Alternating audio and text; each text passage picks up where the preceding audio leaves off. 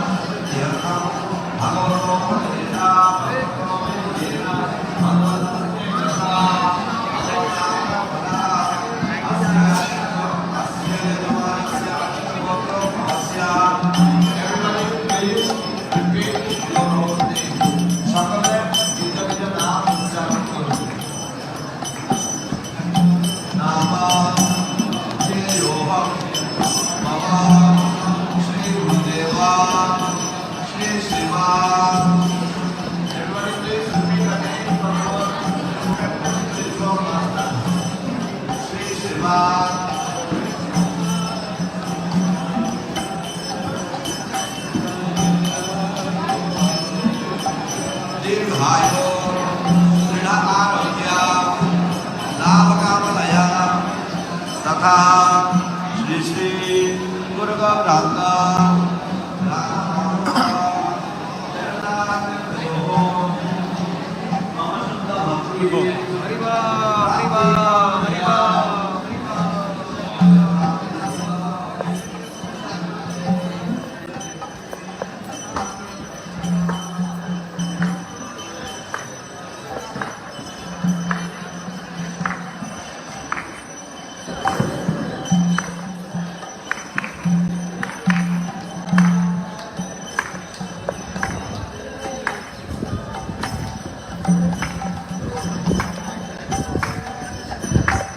কিশোর কিশোর দিচ্ছে, কিশোর দিয়ে যাচ্ছে।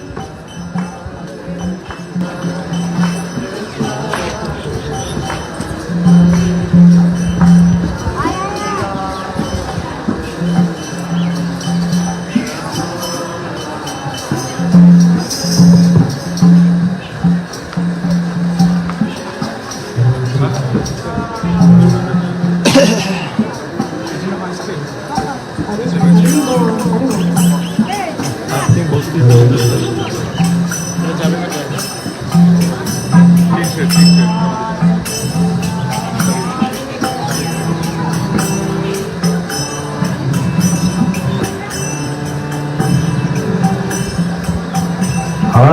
Krishna, Hare Krishna, Krishna Krishna, Hare Hare, বললাম Hare Rama, Hare Rama, Hare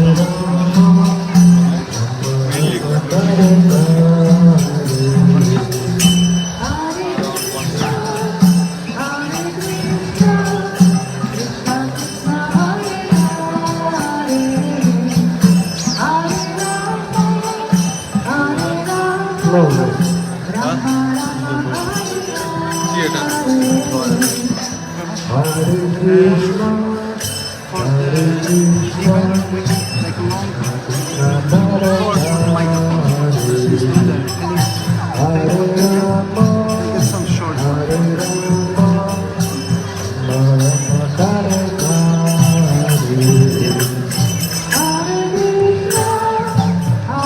Krishna, Krishna Hare Hare,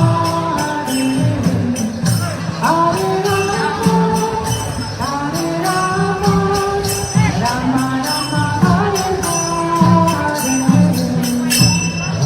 Krishna, Hare Krishna, Krishna Krishna, Hare Hare, Hare ক্যামেরাম্যানকে যদি অডিওর কাজ দেয় তো হবে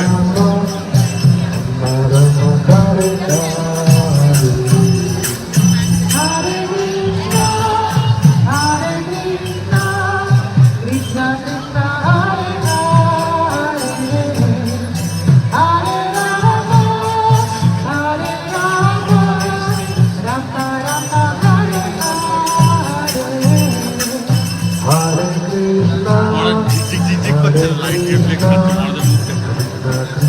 আমাদের মুখে আমি রিফ্লেক্ট করবো Hare Rama, Hare Rama, Rama Rama, Hare Hare, Hare Krishna, Hare Krishna, Krishna Krishna, Hare Hare, এক হাতে মারবে তবে আমি এটা নিয়ে যাচ্ছি এটা এখন তুলবি খাঁচা গলায় দিল এখন তুলবি খাঁচা গলায় দিল Hare Krishna, Krishna Krishna, Hare ওটা বাহানে নিয়ে Hare Rama, Hare Rama, Rama Rama, Hare Hare, Hare Krishna, Hare Krishna, Krishna Krishna, Hare Hare, Hare Rama, Hare Rama, Rama Rama, Hare Hare, Hare Krishna, Hare Krishna, Krishna Krishna, Hare Hare, Hare Rama, Hare Rama, Rama Rama, Hare Hare, Hare Krishna, Hare Krishna, Krishna Krishna, Hare Hare, Hare Rama, Hare Rama, Rama Rama, Hare Hare, Hare Krishna, Hare Krishna, Krishna Krishna, Hare Hare.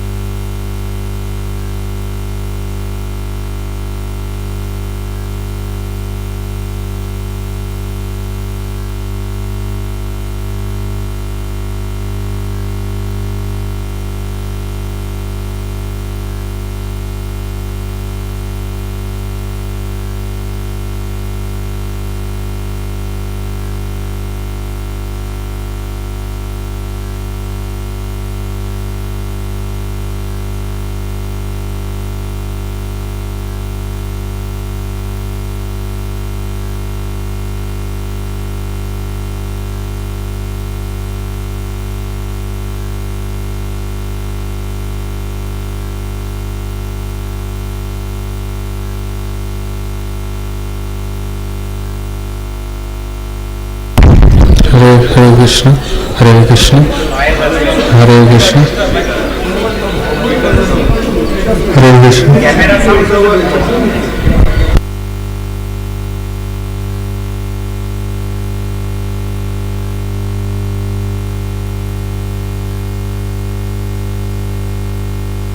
Hare Krishna, Hare Krishna, Hare Krishna, Hare Krishna.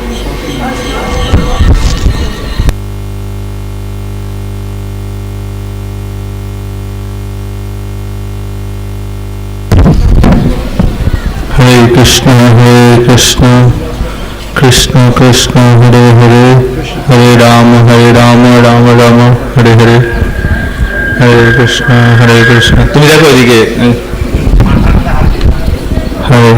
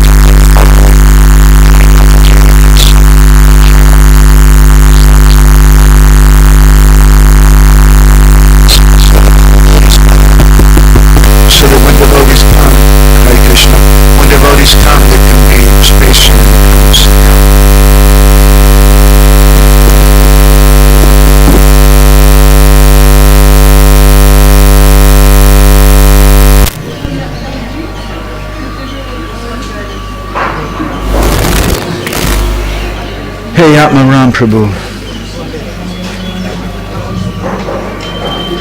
This year we're very fortunate to have Atma Ram Prabhu here. Gouranga is a very senior disciple. I was standing in Mangal Arati this morning and someone came and touched my shoulder and who is that? And I didn't pay attention. And finally when I looked around, I saw Ram Prabhu was a little ways away. This is the first time Prabhu has been here for this program. So I think we'll start with some video of Guru Maharaj.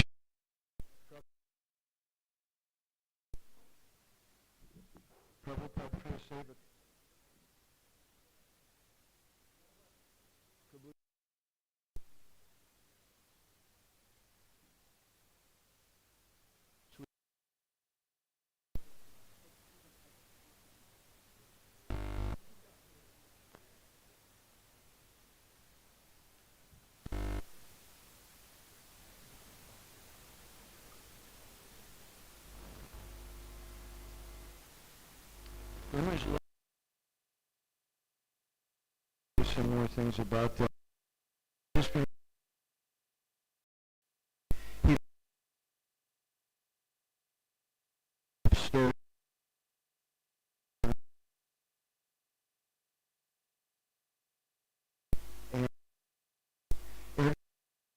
The first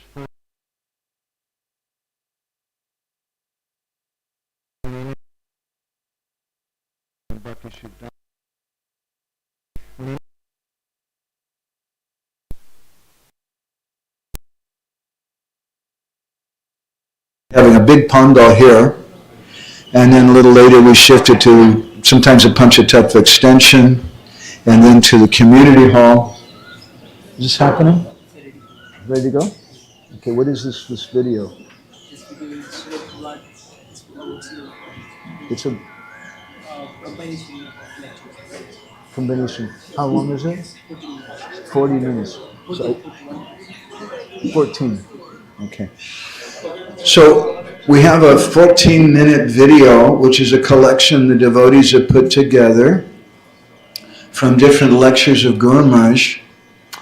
And I remember one temple president, senior devotee in Canada, he once commented after Guru Maharaj had visited there, he said, definitely there's no other two ways. He says, either Gour Govinda Maharaj is a Premi Bhakta, or he's the biggest cheater I've ever seen. He's quite a powerful speaker. So we'll go ahead and watch this for about 14 minutes, and maybe I'll make a few comments, and we can have some different talks. If anybody would like to share something, and maybe you met our Guru Maharaj, or maybe you didn't meet him, but you just have some appreciation, you read some of his books or heard something, we'd like to hear from devotees. So if I want to stop it, just hit the space bar.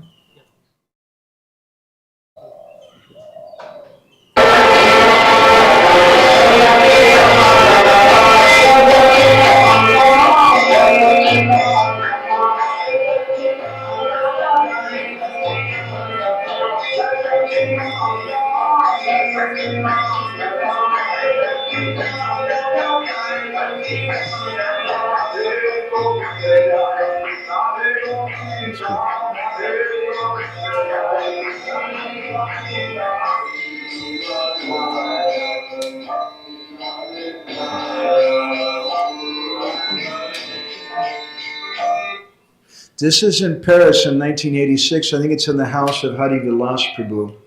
This is the first time that Guru Maharaj went to the West. A little interesting historical note for some of you. The person who brought him to the West for the first time, paid his ticket, was Bhagavan Prabhu. And it's quite interesting what happened in Paris. And first place he went to was Italy, and then he went to Paris a little later. So this is an excerpt from this very early talk. Guru Maharaj was very, very thin at this time. Go ahead, Prabhu.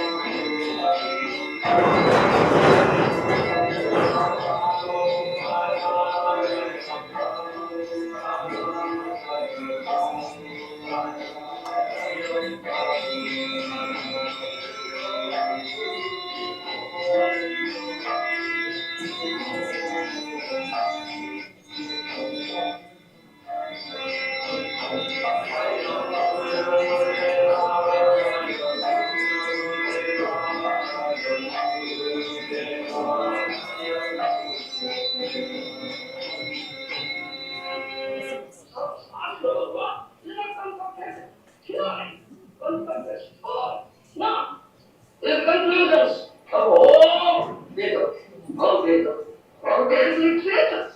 Yes. The Maharaja said, this is Guru Govinda, Harinam Sankirtan. It doesn't belong to this material world. It's a Guru Govinda. In Bala. Oh Gopi, oh Maharaj, oh Gopi, oh themselves, oh Rumi, everywhere are saying this. Hare Krishna, Hare Krishna, Krishna Krishna, Hare Hare, Hare Rama, Hare Rama, Rama Rama, Hare Hare. And those and me die down here. Jide dosa mori theke, nitai naam eleche naam theke. Brodo theke. Nitai naam eleche brodo theke. Seeing the thoughts, distress condition, suffering condition of the jivas, according to one year, the Gour and Nitai, so merciful, they protect this holy name from the Swami. They go down. They go keep them. They are changing, and tell you to change. When a Sankirtan party is out on the streets in Sodom and Gomorrah, and the so-called Christians are hearing the holy name, how does this waken up love of Godhead within their hearts? If they're engaged in sinful activities, how does hearing the holy name? How does others? Yes. They cannot hear, but you speak it. Two congregations are chanting in mind loud. If your chanting is pure, this sound vibration, transcendental sound vibration touches them, they wake up. What did my Maharaja do? When he came here, he came in the pair of this kurta. On the pair of kurta. He goes to the Martin Square Park. It is hippies. Long beards, long hairs. Isn't there? Long beards, long hairs. Half-naked boys down slowly, intoxicated, taking very dreadful drugs, marijuana, LSD, pagal, mad arrows rolling on the ground. So he goes there and says, Hare Krishna, Hare Krishna, Krishna Krishna, Hare Hare, Hare Rama, Hare Rama, Rama Rama, Hare Hare. Playing chants, the sound like this of transmission touches this. Peace. Pagal, mad, fellow, go there and look around. Oh, what is this? Look around. He's chanting, Hare Krishna, Krishna Krishna, Hare Hare, Hare Rama, Rama Rama, Hare Hare. These are effect. Pure nameless effect, yes. Mahaprabhu met the jungle animals, the tigers, the lions, the bears, the snake, yes, all jungle animals. Yes. Let them wake up, let them chant, dance and chant and dance. Yes. You are human beings. Why can't you? So when the hippies come, look around him, they say, he chants fast, feels the whole atmosphere of transcendental vibration. Then he said, you chant.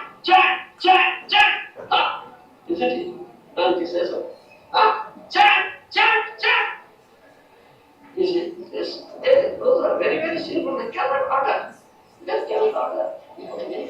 you cannot order, it is Sudhatma. It is your source, not in your source. But the sadhu's mercy, such a sadhu, pure sadhu, mercy is very powerful. Then say, you first hear, then you chant. They are chanting. Hare, Hare. Oh my God, chant. Yes, like association chanting, then comes Hare Krishna.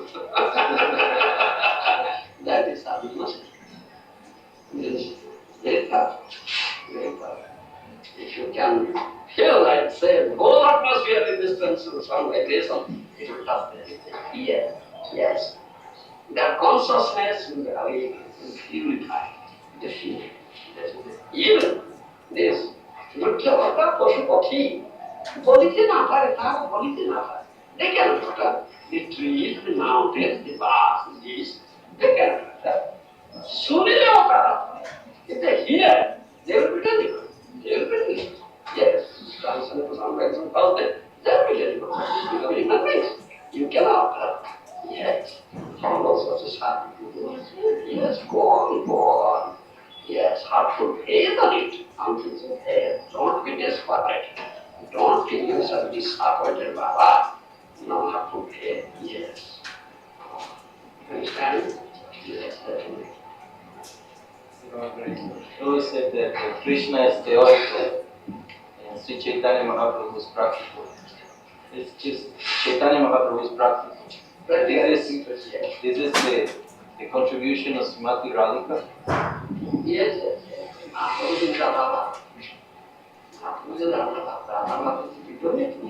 Is moving. Yes. Gouranga Rahe Maro Radha Goswami. Brajendra Sutavina Mass person. That is one word. This is not body of Gouranga, this is Radha's person. This is body of Radha. Only Brajendra Nanda, only son of Nanda can touch this body. Nobody can touch. That's what it is. This Hare Krishna is Alakam, it is in Radha. Yes. And all gopis led by Radha, they chant this.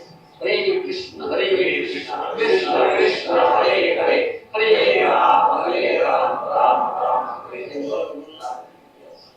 Very nice illustration is there inside Kirtan. From that book you can see how in Gour Govinda, all the gopis are running. The Veena of this musical instrument chanting Hare Krishna. Below, Prabhupada says, Gaur Nitai, devotees, whole for chanting this thing.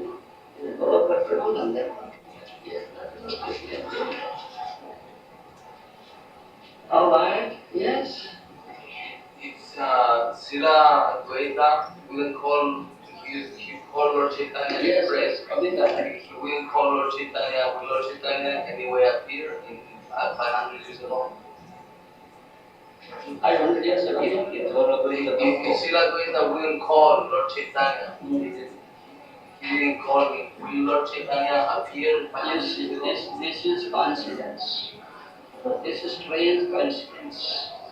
You understand? Advaitacharya came, Advaita saw the condition of the Kali-yuga people, so degraded, suffering. Then he promised, unless I make the Supreme Lord appear, you understand? Then I will go on this name of Advaitacharya. No, on this name.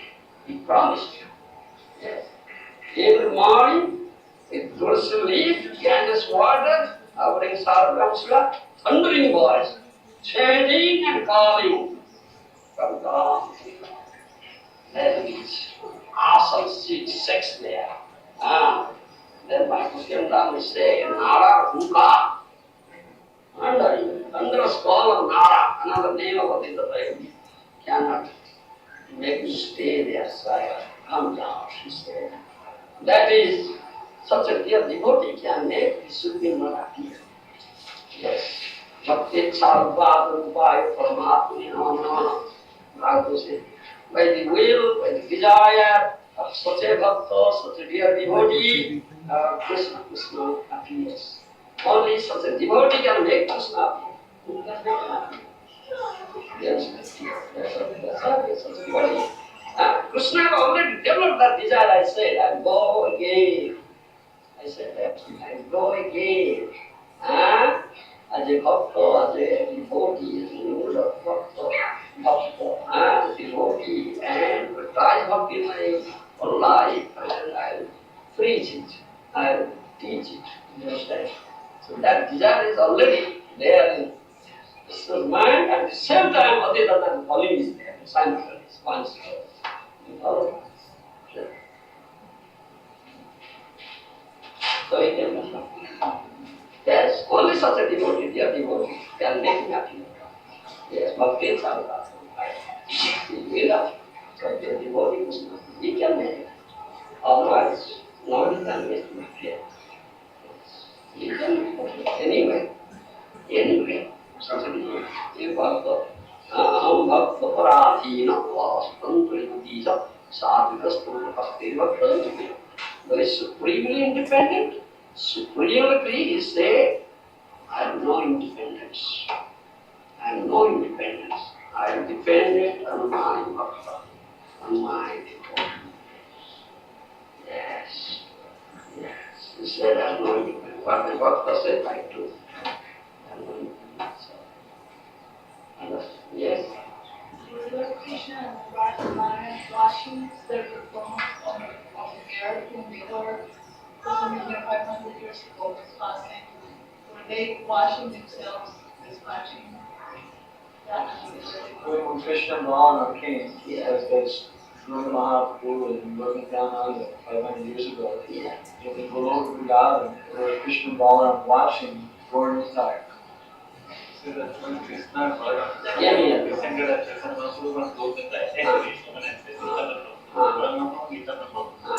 by the simultaneously at the same time, so the Krishna and Balaram were watching the observance. Hare Baba.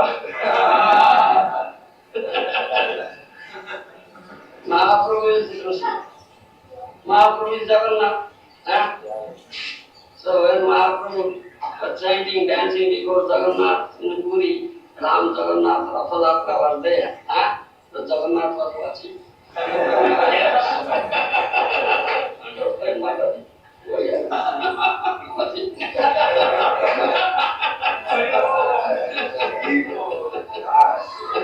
Jagannath, no Vismito. It's singing and dancing is so wonderful. Even Lord Jagannath became amazed. Jagannath, no Vismito. Yes. Jagannath was watching how he himself is dancing.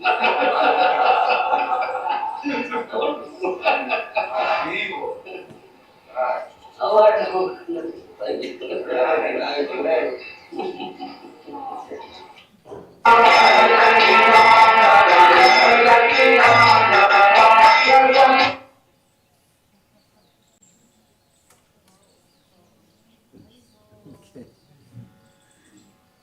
Go Premanandi Hari Hari Bo. So, I'd like to just share a few thoughts with everybody to begin with. My personal vision of our Guru Maharaj. And when we look at someone, when we get to know someone, we're all hankering for someone to understand us. And that's an innate thing. And even Krishna himself wants to understand himself. And therefore he comes to understand himself. He comes in the mood of Srimati Radharani as Sri Chaitanya Mahaprabhu. I first heard of Guru Maharaj, I think it was like in 1992 in Alachua, Florida. There's one senior devotee, there's a friend of mine. And I went to see him one day. And he told me, he said, "Oh, did you hear? Gour Govinda Maharaj is coming soon." And I said, "Who's that?" And he said, "You haven't heard of Gour Govinda Maharaj?" I said, "No." He said, some people say that he should be the Acharya after Srila Prabhupada. And some people say that he should be kicked out of the movement. So I said, "Oh, this sounds very interesting. I'd like to meet this person." I read something recently from a secular author. I feel a little funny, especially in front of Guru Maharaj's disciples. reading something to you from a secular author, but it really deeply touched me and made me think something about Guru Maharaj. This is from the famous writer George Orwell, from his book 1984. And what he said really, again, struck me very much as being indicative of the mind of our Guru Maharaj. He said that the most terrible loneliness is not the kind that comes from being alone, but the kind that comes from being misunderstood. And looking through, we've had some, Guru Maharaj made I don't know how many diaries, 15 diaries or more, volumes of his diaries. And we've had some excerpts of those translated. They were very personal, and sometimes perhaps I don't think he would appreciate if they were shared. But some things we were confident about. And from the earliest diary entries, what really struck me was a kind of transcendental loneliness that I could see in him. And speaking to his friends who grew up in Gadaigiri and his family members, they said that he was a very different kind of child. When childhood means you have friends and you're just goofing off and playing all the time. But they said he was a very serious child, and he didn't play with the other children.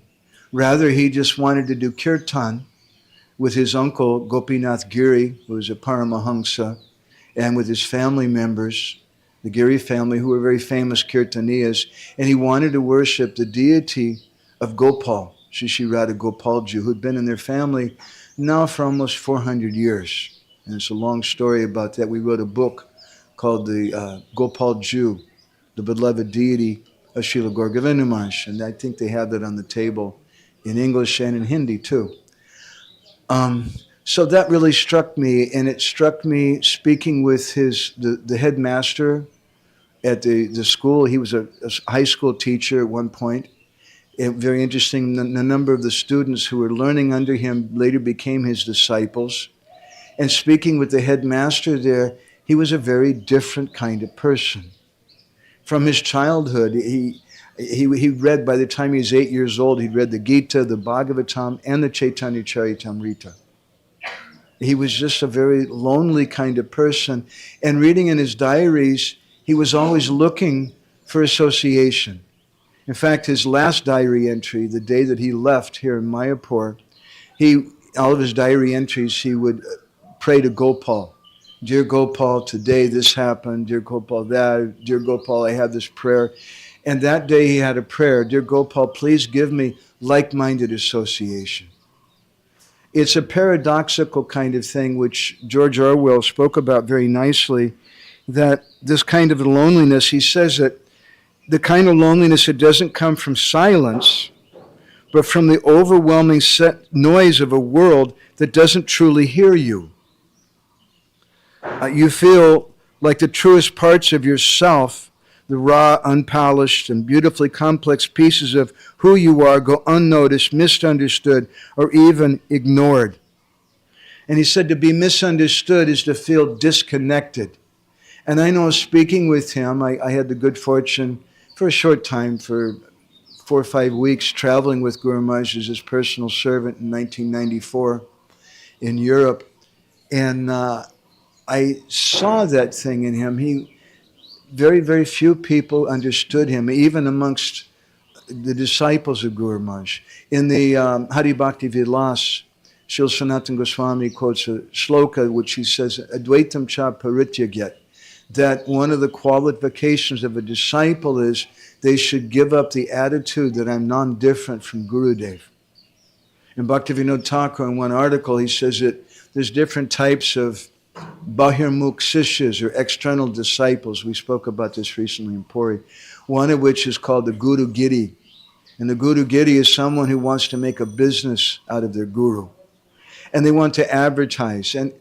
And therefore, this program, as we were mentioning, we've been doing for 29 years now. It's always been a little awkward for me because it's here in Mayapur. I remember having conversations with devotees like Bhakti Charu Maharaj who were coming, and I wasn't really sure what to do, what the proper etiquette is, because he's a very senior devotee, and we're going to have a kirtan, and Maharaj is a wonderful kirtaniya. But do I go and ask him to pray to his godbrother? Is that proper etiquette, or what is the proper way to do things? Because our Guru Maharaj very much liked proper Vaishnava etiquette. As fanatical disciples, we like it if everybody worships Guru Maharaj. But the nature of the individual soul is that we all have different relationships with different persons, and we should respect that. So I remember asking Bhakti Charan Maharaj if he wanted to sing, and he asked me, "What song should I sing, sir?"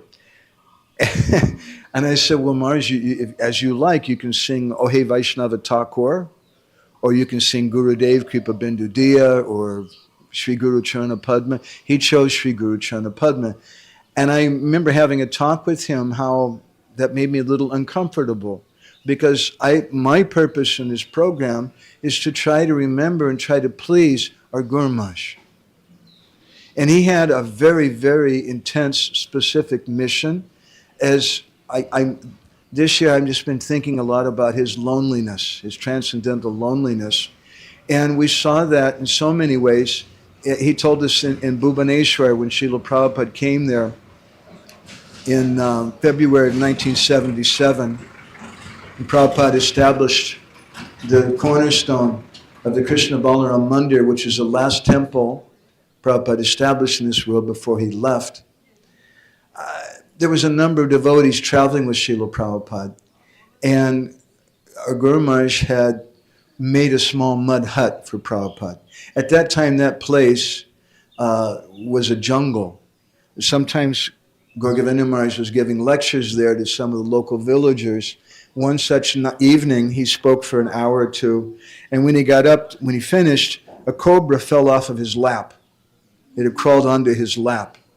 I remember him talking about how once he moved a trunk, and there was a huge black scorpion underneath it. It was quite a wild place. And at that time, the devotees who were traveling with Srila Prabhupada, there were so many senior devotees, and there's some photographs of that. At the time, there was devotees with Prabhupada. They didn't relate to it. And they were coming to Prabhupada and saying, "Prabhupada, this is not good. We can't build a temple here. We should build a temple in Jagannath Puri. No one's going to come here." And Prabhupada told them, he said, "This temple will be," this is what our Guru Maharaj used to repeat, "this temple will become the best temple in the world." And Prabhupada said, "This will become the center of Bhubaneswar." And the devotees were kind of looking around. Yeah, right. There was no road, there's no nothing. But today, there's a major highway right in front of it. And that IRC village area is the fastest growing part of Bhubaneswar today. And Srila Prabhupada's prediction is coming true. So our Guru Maharaj was there. He made that hut for Srila Prabhupada. There was no toilet for Srila Prabhupada. There was no running water for Srila Prabhupada when he came. So some of the senior devotees, Gargamuni Prabhu and some others, they had arranged for Srila Prabhupada to stay in a state guest house. Nice, comfortable place in the center of Bhubaneswar. And Prabhupada said, "No, I want to stay in this hut that my disciple child, Gour Govinda Maharaj, made for me." And Prabhupada stayed there. They arranged like a lattice to cover Srila Prabhupada when they had a tea well. Guru Maharaj had arranged for a tea well to come. He arranged for electricity because he knew Srila Prabhupada would want to be able to translate. And so Srila Prabhupada was taking bath behind that lattice, and he was going to do his bodily business in the fields. Bhagavat Maharaj now was there at that time, and Prabhupada called for him, and he said that "I want you to be the temple president here." And Bhagavat Maharaj wasn't very excited about that. He wanted to go back to America. He said, "Prabhupada, we have this amazing preaching program coming up in America, and I'm going to travel. We're going to do books." And Prabhupada said, "You should stay here. So many people can travel and preach." And he started getting nervous then. He said, "Well, Prabhupada, actually, my health's not very good. If I go to America, I'll get my health back." And Prabhupada said, "This is very good here. You go and pass stool in the fields. You'll get good health here." Like that. So Prabhupada didn't mind that. And Prabhupada started translating there in that small hut he began his translation of the 10th canto of Srimad Bhagavatam. And it was there in that place, looking at some of the photos. We also have some photos in 1974 when Gour Govinda Maharaj was here in Mayapur with Srila Prabhupada. And it always strikes me, he's always kind of in the back. And all the big, important devotees are in the front. He used to tell us sometimes, he would say, you should look out for the back benchers. Don't just see the big, prominent people in front. So for me, when I think of him, I always think of this kind of transcendental loneliness. And how, maybe we'll speak a little something more later about how, in the amazing way he left this world. One of the things that struck me the most about his departure was he was surrounded by hundreds of loving disciples. A few days before he left this world, he was speaking privately to one of our godbrothers, and he told him that just as Srila Bhaktisiddhanta felt disgusted and left this world early, I'm also thinking to leave early, but I'm going to go to Gadayagiri and speak to Gopal and see what Gopal says. Because I know, traveling with Guru Maharaj, he always kept a picture of Gopal. And we would arrive someplace, and Guru Maharaj, the first thing he said, where's Gopal? And the servant, that was the first thing he had to do. He open up the suitcase and bring out the picture of Gopal. And the very last thing that Guru Maharaj asked for, Atmaram Prabhu was there in the room. He was speaking some Krishna Katha. He became, some ecstatic symptoms manifested, and his body became choked up. And he told the devotees, I'm sorry, I can't speak anymore. And then he asked the devotees for the picture of Gopal. And he told them to do Kirtan. And he's looking at the picture and he said, Gopal. And he left. So he, a few days before he left this world, he went to Gadayagiri. And we don't know what happened. But in Gadayagiri, he offered some prayers to Gopal. And then he went to Ganashamgiri, I'm not mistaken his name, and told him that you'll see the opening of the temple we're building here. I won't see it. And Ganesham said, what are you, crazy? You're older than I am. Excuse me, you're younger than I am. I'm older than you. How is it that I'll see it and you won't? He said, anyway, Gopal's pleased with you because you donated the property here for the temple for him, the iskcon. And then Guru Maharaj came here and he left this world. So thinking so much, even at that time also, he was surrounded by disciples and he was thinking to leave. He told this thing to Ganesham Prabhu, he told this to one of our godbrothers. When he came back from Gadayagiri, he called for Chaitanya Chandra Prabhu, the temple president, and he signed his bank account over to him. Bank account that he'd had since, I don't know, 1977 or something when they started the temple. And then he came here to Mayapur, and he wrote this entry in his diary, please Gopal, give me some like-minded association. And he left. And one of the things that really struck me personally, I was here also in Mayapur when Guru Maharaj left, was he didn't say anything to any of us. I mean, when in the material world, when you love someone, when you have some affection for someone, you oftentimes expect something back. And we call that hoitaki priti. It's priti, some affection, but it's hoitaki with a motivation. Even, I love my husband, I love my wife, but I expect you to listen to me, to do what I want. I love my child, but you have to obey me. We expect something in return. And honestly, I was expecting that surely Guru Maharaj, leaving like that, he would say something to us. He would call for us and say, I'm thinking to go. Because the devotees had so much love for Guru Maharaj. The last class that he gave, it was in Bhubaneswar, Nityananda Trayodasi. And that Kirtan, which maybe we may see some excerpts from that Kirtan in a little bit, I remember looking around in the room that day. Oh my, it was packed with devotees. You were there on Arati. Everybody was crying. It was a very, very, very intense thing. And although he was surrounded by all these persons who love him, he was alone. And he was praying to Gopal, please give me like-minded association, not just a bunch of crazy disciples who jump up and down and say, Jai Gurudev. but someone who deeply understands him. And if you look at the photos again in Bhubaneswar in 1977, when Srila Prabhupada visited there, it strikes me, he's sitting by himself in the corner. And there's so many senior devotees of Harisari Prabhu's in the pictures, Satsvarup Maharaj, Rameshwar Prabhu, so many senior devotees are there. And nobody knew him. He was just a lonely person. And Guru Maharaj told us at that time, Prabhupada spent 14 days, is that right? 17 days. Huh? 16 days. Okay, right in between. Thank you, Anuradha. He spent 16 days, and Guru Maharaj very proudly used to tell us, Prabhupada never spent that much time anywhere at that time. It was very extraordinary, and there was nothing there. During those 16 days, the Srila Prabhupada stayed there, he called sometimes our Guru Maharaj to his hut. And Guru Maharaj told us several times, he said, there was no tape recorder. He said, but I was recording everything in my heart. And some extraordinary exchanges took place. Sometimes myself and some others, we would try to get Guru Maharaj to speak about that. But he wouldn't. There was very private, some of the things that he exchanged with Srila Prabhupada. But he told us some of those things.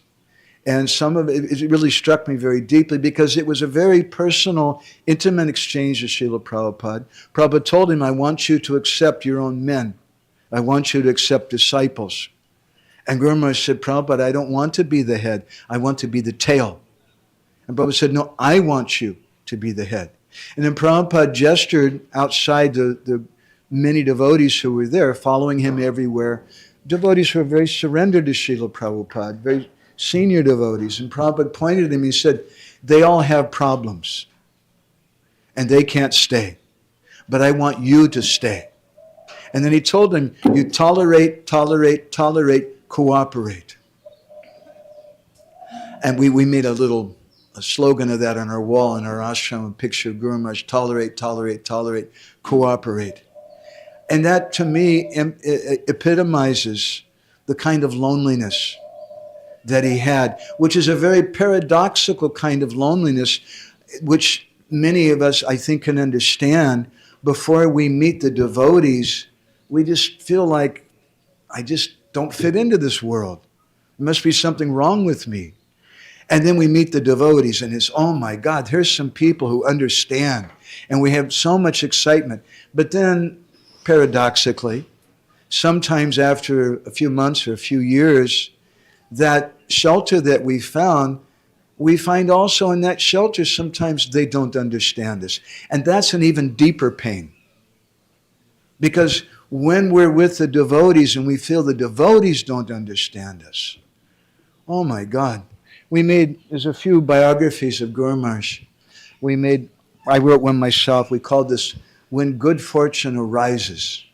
And that was a comment, a phrase that our Guru Maharaj often used, that when good fortune arises, you meet sadhu. But he said before that comes atmakrandana, the crying of the soul. And I think of that as that period, that time of loneliness, when we're hankering very deeply in our heart, isn't there someone who understands me? Isn't there someone who can guide me and can give me God? And when good fortune arises, then we meet such a person. There's another new book which I'm advertising. Maybe she'll give me some percentage of the sales if you buy a copy. This is by Anuradha, my senior god sister. It's called From Crow to Swan. Of course, Anuradha was never a crow. She was a swan from the first day. But it's kind of her personal memories of Guru Maharaj, and it's full of different lectures and things from Guru Maharaj. So anyway, I just wanted to kind of, as a footnote, as an introduction to the talks today, and we all want to hear something from different devotees. I'd like to hear devotees understanding what they see of the heart of Gour Govinda Maharaj. And this is something that I saw in him personally, which really deeply resonated with me. I saw someone who was alone in the crowd. was a lonely person, even though I remember walking down the street in Los Angeles, going to the temple, and there was about 20 of us around him, and there must have been 10 or 15 microphones and video camera, and everybody's, and all the disciples loved him like anything.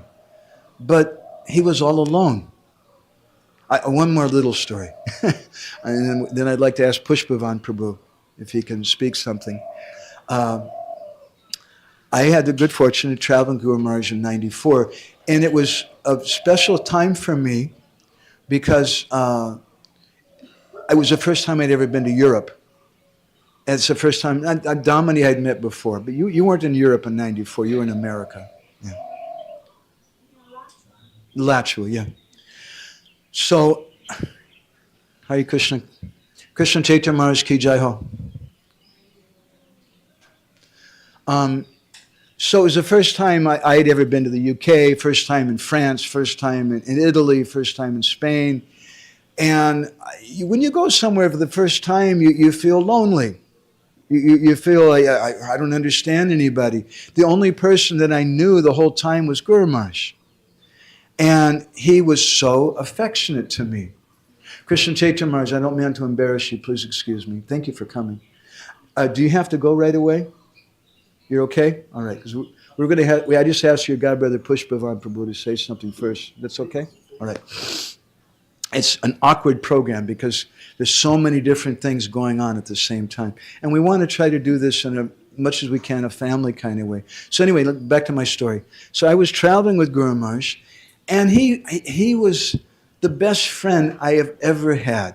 The most loving person I've ever, more loving than my mother or my father or any friend.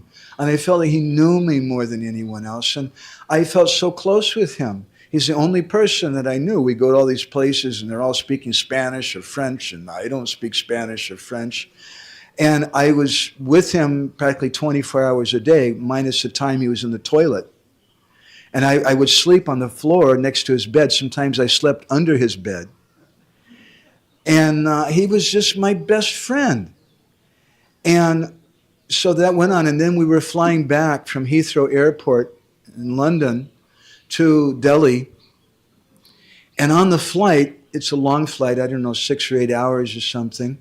I'm sitting next to him, and this is my best friend, the person I felt the closest to in the whole world. I'm sitting next to him on the flight, and for something like 4 hours, he was sitting next to me, not talking, not chanting japa, not reading, not watching a movie, not speaking, not looking around, not sleeping. He had his eyes open, and he was just looking ahead of himself, almost in like a kind of trance. And then I had the most bizarre feeling I've ever had in my life. I don't know this person at all. Here's the same person that I felt was the closest person to me in my life, who understood me like no one else. And then I had this feeling, this understanding, I don't know him at all. So I've been really happy doing this program every year. We do this not because we want to sell his books, although that would make us happy. Not because we want to make him famous. We probably wouldn't mind that either. But because I like to hear from devotees whose lives were transformed by him, whose lives were touched by him. And I like to hear what they saw in him. Because we all see something different in everyone. Famously, Krishna, when he entered the wrestling arena of Kamsa, different persons saw him in 7 different ways. The wrestlers saw him as death personified. The ladies saw him like Cupid. Vasudeva and Devaki saw him, this is our son. The cowherd boys were there, that this is our homeboy. Everybody saw Krishna in different ways. And similarly, we're all understood in different ways. And so our purpose in doing this, especially, is to try to please our Guru Maharaj. And he told us, he gave me some personal instruction, that he said once, don't be so concerned about presenting me. You present my teachings. And he told us that we should work to help uphold the prestige of Srila Prabhupada's society. So as I've been speaking, this is the theme of my little few-minute talk right now, he was a very misunderstood person. He was a very lonely person. And sometimes as disciples, I can say frankly, we feel a little sad. No, he's not appreciated so much. We have other personalities they have a very big program for, and here we just have a few devotees.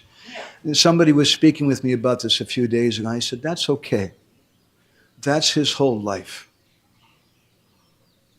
He was always a very lonely person from his childhood, and a person who wasn't understood very well, as George Orwell said. And as George Orwell goes on to explain in a very beautiful way, that paradoxically, that position of being misunderstood paradoxically helps us to understand ourself, helps us to go deeper into ourself, and it helps us in a deep spiritual way. And so throughout his life, you can see, if you read something about his life, when he left home, when he took sannyas, when he met Srila Prabhupada in Vrindavan in 1974, the devotees, they thought he was a Mayavadi. He was born and raised in a Vaishnava family. They didn't understand him. Prabhupada told him, you stay here in the temple. The temple president wouldn't let him stay there. He was staying in the Nitai Gaur Radha Shyam ashram. Prabhupada Priya Sevak Prabhu and I, we used to stay there. Sometimes when we went to Vrindavan, an old, very simple room, just behind the Krishna Balaram Mandir. Because the devotees didn't appreciate him or understand him. One of his first services there was cooking, and he'd make khichdi. And people say, wow, who cooked today? This is amazing. I've never tasted anything like this. And he said, oh, it was that Mayavadi sadhu. He cooked that. So there's a kind of thing I think we can all relate to, this kind of loneliness in the material world, and sometimes even the kind of loneliness in the devotee society. And this is a theme that I saw very much in his life. So I want to stop talking so much right now. I'd like to ask Pushpavan Prabhu if he can come and say a few words. I had the good fortune, come Prabhuji, of meeting Pushpavan Prabhu for the first time recently in Jagannath Puri.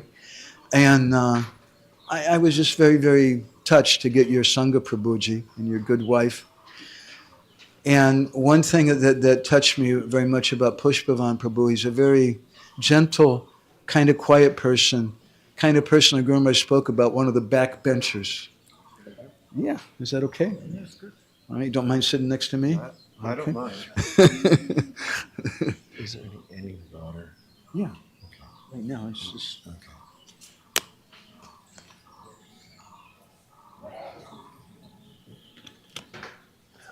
So, let's see here. Krishna Chaitanya Maharaj, after Pushpavan, would you like to say something? Okay. How much time do we have? We're pretty flexible. I'm going to tell everybody it's a little long, tell them 5 minutes, but you can go for 10 or 15. Okay. So after after Pushpavan Prabhu, we'll ask Krishna Chaitanya Maharaj, and then I think Devaki Pran Prabhu. Sometimes we're a little flexible and spontaneous, so stuff happens. Hare Krishna. Talk about a paradox. I never met Gour Govinda Maharaj. I'm only halfway through the book, When Good Fortune Arises. And I came here as to his Disappearance festival to hear from other people, because I wanted to learn more about people who had his association. So it's a paradox that the first speaker would be someone who never met him, hasn't finished the biography, and yet I'm supposed to say something. But you know, you may know him better than some of us who had physical association. That's a paradoxical thing. Well, I can say a few things that have really jumped out to me. Read, he said, you should hide your bhakti. Don't put it out for the public consumption, because that will lead to contaminating your own mind, that you're promoting yourself in some way. So hide your bhakti, hide your emotion, hide what you're feeling. And what Madhava Prabhu was just describing, saying, he's in the corner, he's in the back.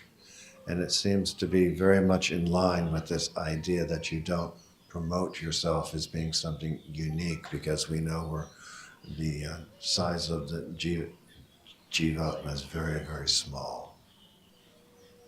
So that one thing that I really jumped out. Another thing which I kind of had to stop and think about, he said, if you do not know scripture, if you cannot speak our philosophy with references from the scripture, then do not say that you are my disciple.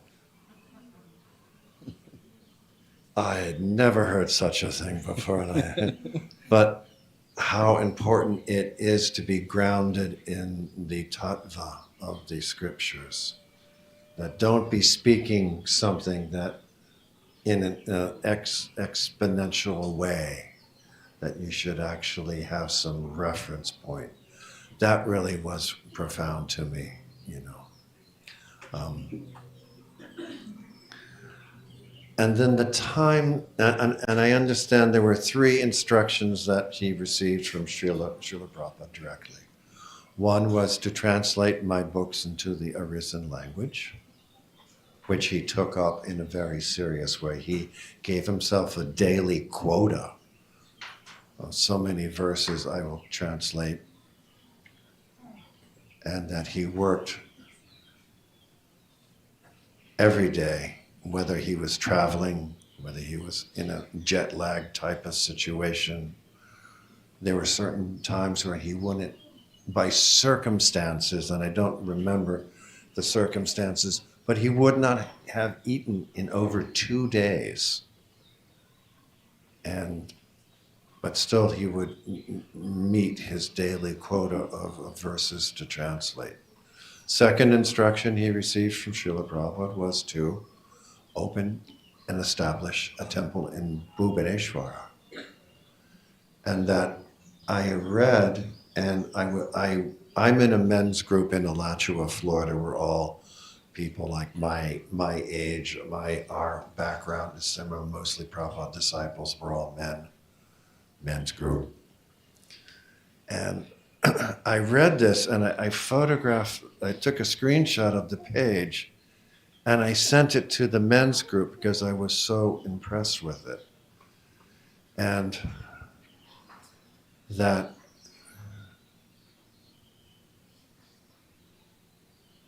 Srila Prabhupada had gone to Puri to look at some property that he was considering to purchase and to establish a temple there.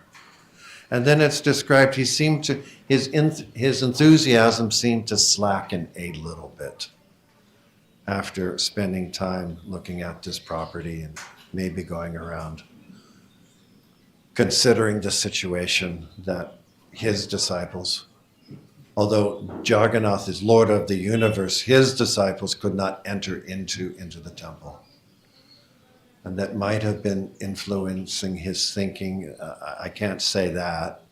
But he decided to come back to Bhubaneswar and to establish a temple.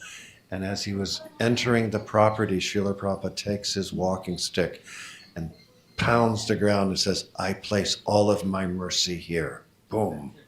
I place all of my mercy here. Boom. I place all of my mercy here. Boom. I went, wow. So Srila Prabhupada made so much importance about the Bhubaneswar. He said, we will establish a very nice temple there, a little distance from Puri. Not from Jagannath, but from the difficulties that we were having. So he gave the instruction, the second instruction he gave to his disciple Gour Govinda Maharaja was, you will establish the temple here. And he did it. And when he went there, the description of what I've read so far, it was just a jungle. Nothing was there. There was some dilapidated building that was repurposed. But it was really totally undeveloped. And he simply he took his residency and he began to translate. and he began his bhajan. And then some of his students from the public school life that he had previously would come, and he would speak to them. And just in such an embryonic way, he was able to establish something very substantial. And I told Madhavananda Prabhu the other day, I said, my wife and I have gone to this Puri retreat now 2 years in a row, and we met Prabhu last time. The first year he was in exile out of India with his visa problems. But I said to him the other day, I really want to go to the temple in Bhubaneswar. I really want to see this place where he put so much effort into. And then the third instruction Srila Prabhupada gave him was to travel all over the world. And that in itself is very amazing, because my wife and I just last night or the night before, I was reading to her some pieces from When Good Fortune Arises. And we were talking about the time, well, I'm getting a little ahead of myself. Gour Govinda Maharaj was so heartbroken when he saw the loss of faith in the Western countries, especially in America and in Europe. It broke his heart, because this is where Srila Prabhupada came first to establish the iskcon Hare Krishna world. And here we had, and it was devastating to him. And my wife and I were talking about that time in the 90s. And that was, what I'm going to say is my own opinion, but I think others would agree. That was the very dark, dark time for all of us within iskcon. There was a PhD sociologist who studies culture and societies. He had studied religious movements and what happens when the founder passes on. He had actually, maybe, I don't know, but he had put a lot of thought into this and looking at other societies. And he said the first 20 years after the passing of the founder is the most critical time. He said, what will happen? There will be litigation. There will be struggle for power. Who will become the next leader? And it's a very divisive time. And of course, the loss of the charismatic leader is devastating enough, but then to be plunged into these oceanic difficulties. And then we had a system that was set up, and we had less than perfect souls taking on serious position of leadership.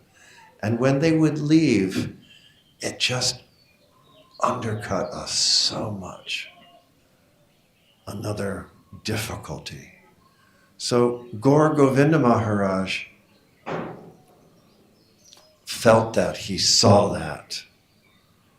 And somehow or another, he wanted to encourage all of us to stay. I read something in this biography, which really I found to be very astounding also. That this was just before his disappearances, apparently here in Mayapur, there was some discussion about elevating him from beyond the position of guru to being position of the acharya within our society. And they said, and his disciples were so enthusiastic, correct me if I'm speaking improperly here. There were some devotees who had that idea. There were some, and they were saying that you have so many disciples, we could go start our own society. If they don't acknowledge you, let us start our own society. He said, the only way that I will leave ISKCON is if you cut off my head. That he would not have anything, he wouldn't hear anything about that, you know. And that this mantra of tolerate, tolerate, tolerate, cooperate is absolutely divine, because we do have so many struggles, so many, I mean, anyone who logs into your Facebook account, your devotional creeper can be singed, you know, just by reading or seeing some photograph or hearing some criticism. So we do have problems. We have a tendency to want to criticize not so much ourselves, but others, the society. And we have to tolerate, look beyond that, and cooperate. So I'm really, these were some of the things that I've been reading. And like I said, I never met him. I am only reading and learning about him now. And I came here as a student, as I wanted to hear from others. And yet I'm put into this position, which, you know, it is what it is. So I took up the, I have a feeling, do you know this word juju, bad juju? Do you know this word, juju? It means like bad karma, like a bad thing, if you're asked to do something. So in my devotional life, if I'm asked to do something, I feel like I should really try to do this. I should at least, you know, step up, you know, because it's an opportunity. So I felt like I wasn't prepared to speak. I wasn't expecting to speak, but I felt like when I got the message to tap on the shoulder, I felt like, okay, then I should try to say something. So, is this okay? Is it okay? I think it's okay. Maybe next year we'll have had the book finished and I can say something else, but we're going to defer now to Maharaj. And thank you for your time. Thank you, Pushpavan Prabhu, so much. Hare Krishna. One thing about our Guru Maharaj that really strikes me, again, it's this theme that I'm thinking about this year, is this theme of loneliness, of being and I find there's a lot of people who feel like that, who relate to that, and a lot of those people who relate to his teachings and his life. So I want to introduce Krishna Chaitanya Maharaj. I don't think I need to. He's an Oxford scholar and a wonderful personality. And a special thing for me with Krishna Chaitanya Maharaj is that I felt very lonely sometimes, even in the Society of Devotees. And Maharaj has been, sometimes, although he's my Guru Jana in every way, sometimes he treats me like a friend. And that's very, very encouraging. I want to ask Maharaj to speak something, but before I do, I want to read you something that Krishna Chaitanya Maharaj spoke. Something I often quote. And I asked Maharaj once, where is that from? He writes so much, he speaks so much, he didn't remember where this is from, but I found it very profound. Persons who are no longer interested in the external world cultivate inwardness, leading them to a higher truth about themselves in communion with the Lord of inwardness, the inner Lord. But such inwardness is actually communion, not isolation. Self-realizing in relation to a higher cosmic order, not self-indulgence, the stuff of modern individualism. Very much in the theme of what I'm thinking about this year, about how Guru Maharaj was someone who was alone in the crowd. So, Bhakti Dear Damodar Maharaj just came. Do you have a few minutes, Maharaj, or do you need to go right away? Someone can tell me, I don't know. He should speak now?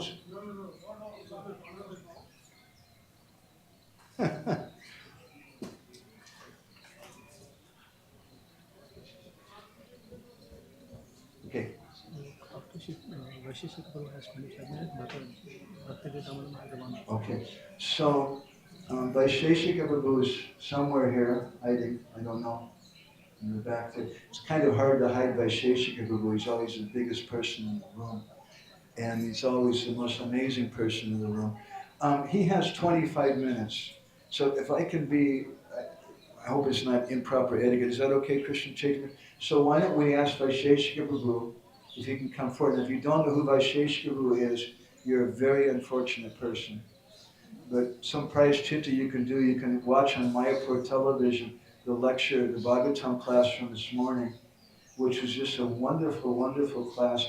I was watching that because I think a lot about loneliness and the subject, and how sometimes it's hard for sometimes the speakers to sit in front of so many people who have so many different backgrounds and motivations and things, and to speak and to be able to connect with everyone is not an easy thing.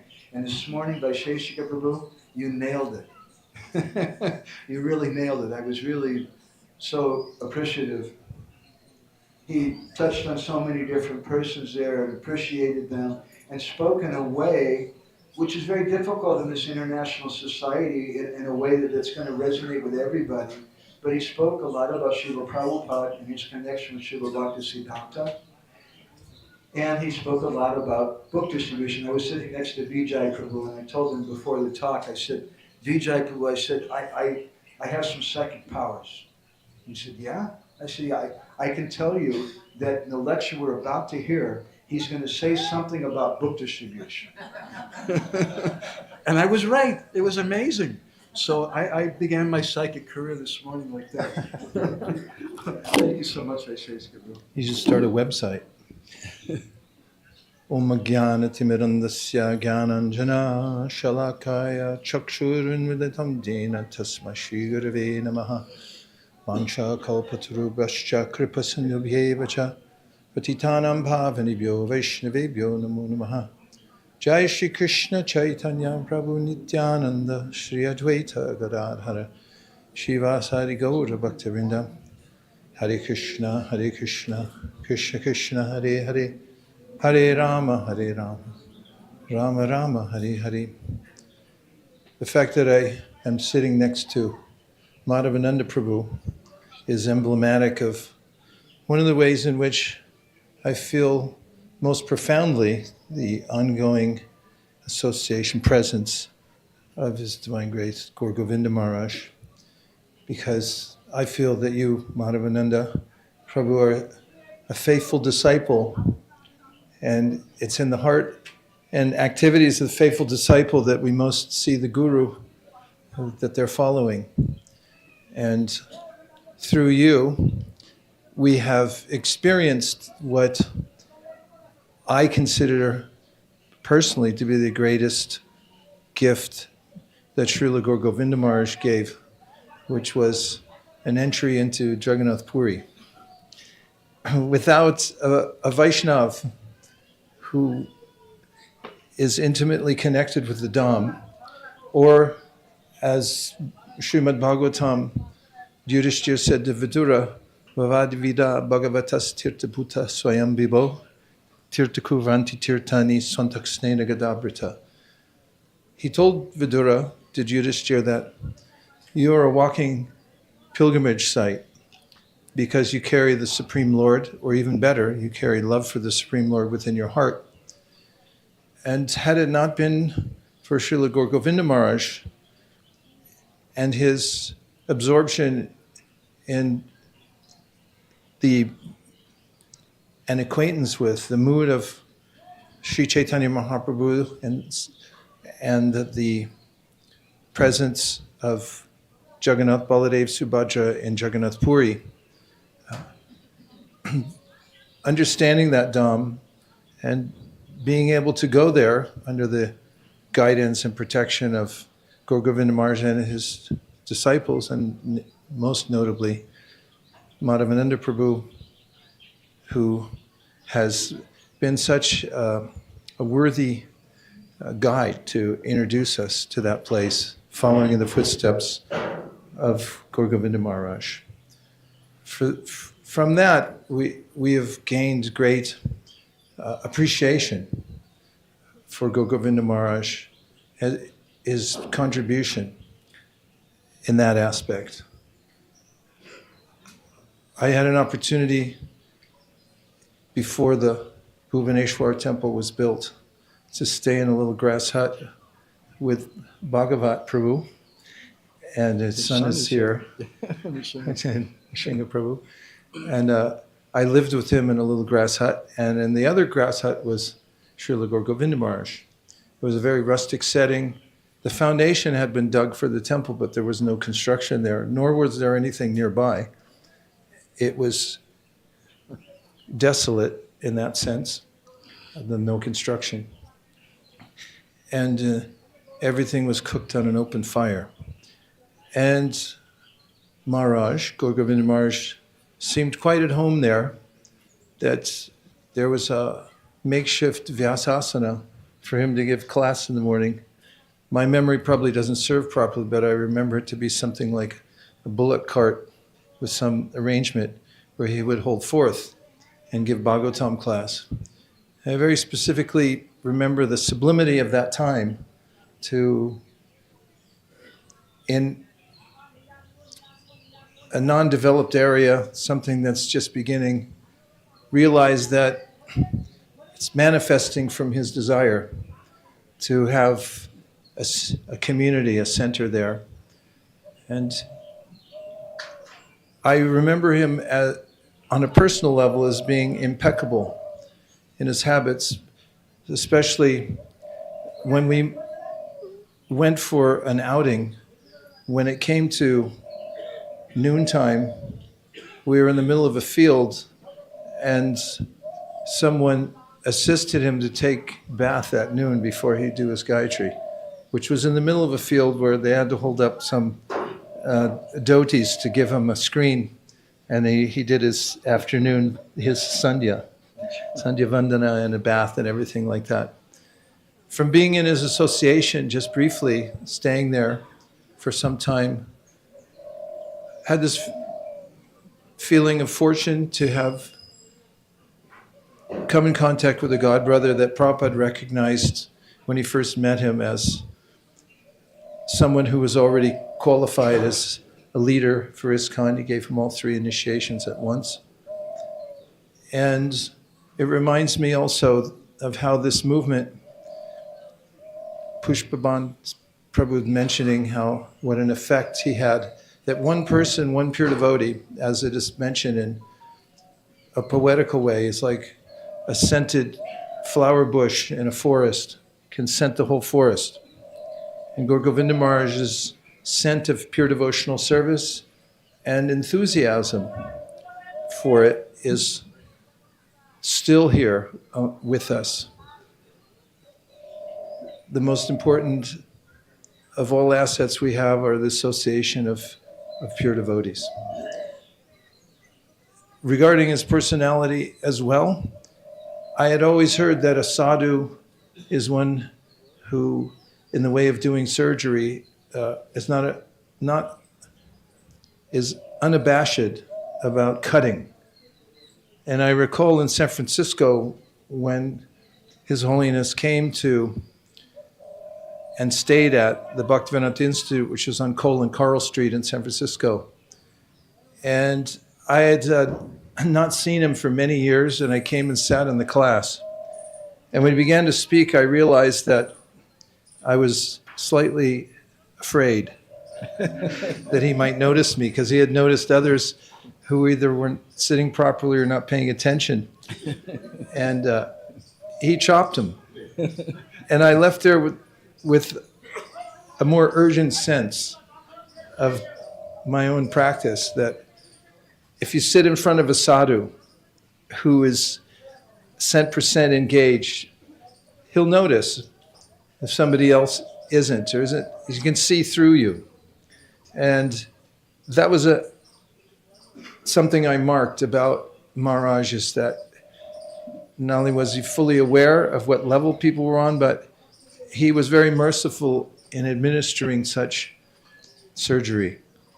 And the pitch of his voice and the pointedness of it could cut right through and and slap somebody straight. In other words, somebody's a little intoxicated thinking, oh, here I am, or, I'm doing fine, or maybe later I'll get to devotional service. The sound of his voice would cut right through that. He saw it and would cut through it, and people would either leave the room having been cut or being thankful that they got out and being ready the next time to make sure they are on a higher level. And that's the benefit, real benefit of a real sadhu. He was a sadhu, and having seen him, having heard him, having been near him and observed him, I'm much improved and benefited, and his influence is still here. And to end, mostly, I'm deeply appreciative of you, Madhavananda Prabhu, for your literary career, continuing to bring out the mysteries of Krishna Lila, especially in Jagannath Puri, for being a stalwart follower of your Guru Maharaj. May you thrive in all your efforts. May you introduce the world to Jagannath Puri, and may you continue the legacy of His Divine Grace, Gour Govinda Maharaj. And may we have the sense to stay in your association. And thank you to Krishna Kund for being such a support. The two of you together are making a huge difference on the planet. Om Tat Sat. Thank you very much. Hare Krishna.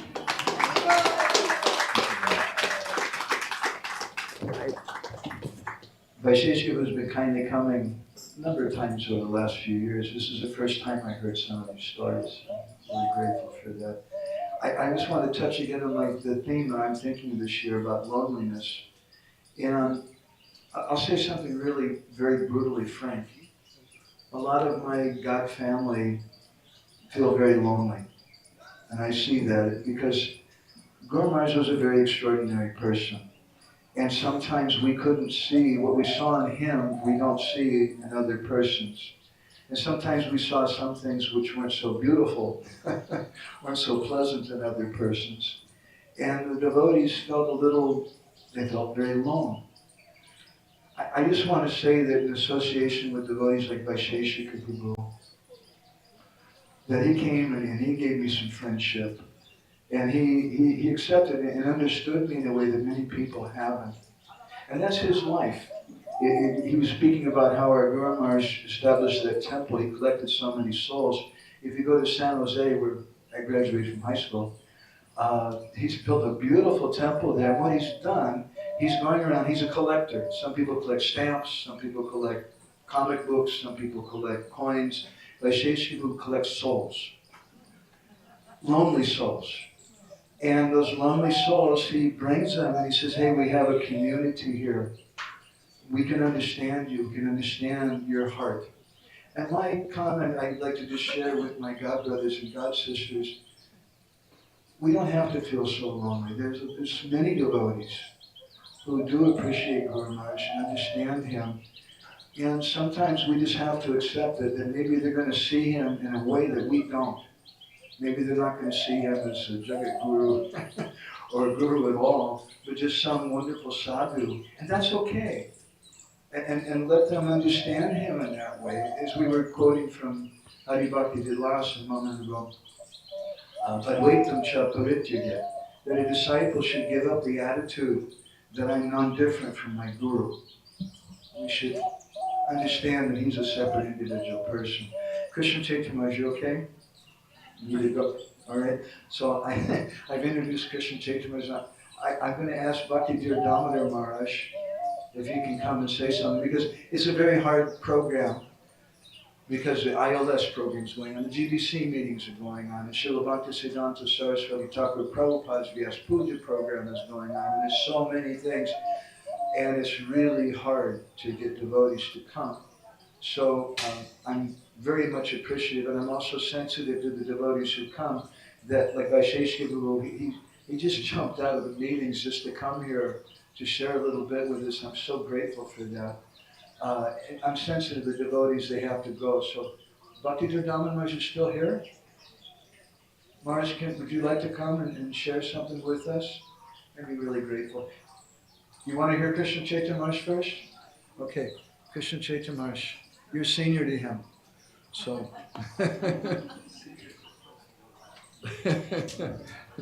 And Sarvadrik Prabhu is here, and so many wonderful devotees. We'd like to. Yeah, please, Maharaj. Thank you. Thank you so much. So Krishna Chaitanya Maharaj, I read you this quote. It was supposed to be just before he spoke. We misfired. But he's a very, very deep thinker. And thinkers are people who are very lonely. Sadhus, thinkers, artists. And in one sense that a sadhu, a real sadhu is a thinker, is an artist. A real artist is a sadhu. A real thinker is an artist, is a sadhu, in a genuine sense. And Maharaj also, I think in his way also, he lives a very lonely life. Surrounded by disciples and those who greatly appreciate him, and students and things. Thank you so much for coming today, Maharaj. I really appreciate it. He has about 8 million different people pulling on him today. Thank you for coming. Thank you for inviting me. Hare. Can I offer you a drink of water? Since you're offering, I'll take.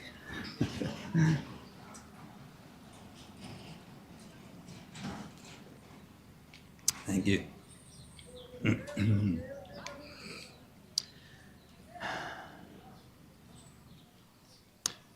Well, I feel very fortunate to be here with all of you. On this occasion, Madhavananda Prabhu invites me every year without fail since the 90s. Since the 90s, I think. And Pushpavan Prabhu was expressing that you never met Gour Govinda Maharaj directly. I was fortunate to meet him directly. I would see him, not so much speak to him, I would hear him a few times. And I was fortunate also to kind of interview him one time. It was when we were putting together the iskcon manual for deity worship. Oh. You brought it up. So, yeah, I went to him with, I must have had a list of questions. And I felt at that time quite awkward because I felt, how do I look to him? I'm this Westerner, you know, I grew up in American suburbs, completely clueless about spiritual life, devotional life, bhakti, and I'm, just coming from kind of a different universe, and he's just very patiently answering my questions, at the same time probably feeling that whatever he's saying, I'm only actually understanding the outer surface of whatever he's saying. And he's patiently just, kind of going along with the game, so to say. So I felt a little awkward in that situation. And I wanted to say in relation to that, my knowing Gour Govinda Maharaj, I feel, is also mainly from Madhavananda Prabhu.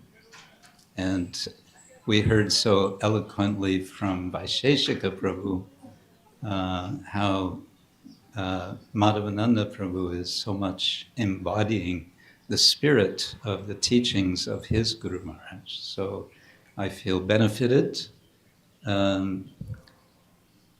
Always when I'm coming to Puri, the few times I've been to Puri, I feel so much benefited by Madhavananda and his good wife, Krishna Kund. We have a room for you in our house, Moni. It's always good.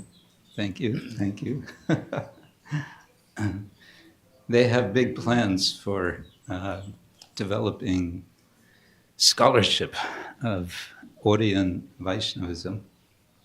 The theme of loneliness strikes me. I want to think about that for a moment. I made some notes here, not on loneliness, but for this occasion. I'm like this. I'm very bad at extemporaneous speaking, but the subject of loneliness, I think, is interesting, specifically being here in Mayapur and thinking about Gour Govinda Maharaj. And I'm going to sort of triangulate here. Some years back, one scholar, a young scholar from University of Cambridge, was doing his doctoral dissertation. He spent a whole year, he's anthropologist. He'd spent a whole year researching the Mayapur project, interviewing devotees. And one of his main conclusions was, these people here are very lonely. That's amazing, isn't it? Everyone comes here to, find community. Of course, he was one person. This is anecdotal, from his, maybe he's lonely and therefore he found everyone else lonely. I don't know. But that struck me. But I think we also want to think about not loneliness, but being alone and letting ourselves be happy to be alone.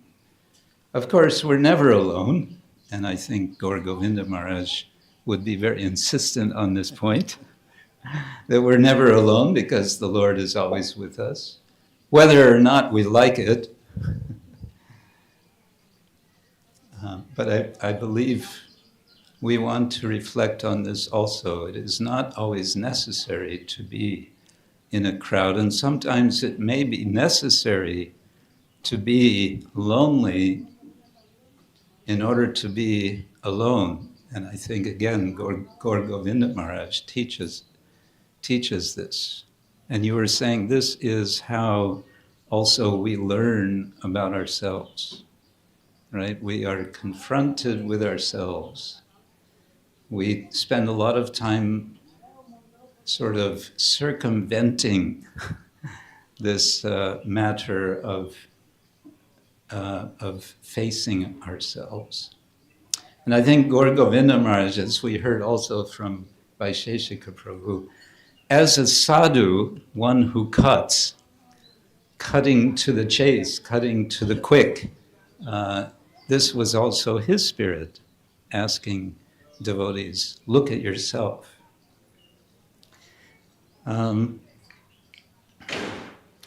Thinking about the occasion, this is the Tirobhav Titi of His Divine Grace Gour Govinda Swami Maharaj. I was very struck by a comment by Srila Prabhupada. I believe it was in a talk he was giving on the disappearance day of his Guru Maharaj, Bhaktisiddhanta Saraswati Thakur. And he said that the appearance and the disappearance of a devotee are the same. They're both glorious. And then he compared the appearance and disappearance to the appearance and the rising and the setting of the sun. And then he said something which really surprised me. Do you want to hear what he said? He said, they are both beautiful. The sunrise is beautiful, the sunset is beautiful. And I was thinking of Gour Govinda Maharaj's disappearance. In a certain way, of course, it was a total shock for all of us. It was heartbreaking for all of us. But in retrospect, I see it that it was beautiful. It was so elegant how he disappeared, how he departed. Without warning, without preparation, it was, as we all know, it was very sudden. And it was, all I can say is, following Srila Prabhupada, I think we can say it was beautiful. It was perfect in a way. It was in the perfect place. It was on the perfect day. I know I shouldn't say this to disciples, but There's a biography of Michelangelo, famous biography, The Agony and the Ecstasy. yeah, yes. So there's a thin line. There's agony, yes. I was also thinking of the well-known verse from Srila Bhaktivinoda Thakur that he spoke with reference to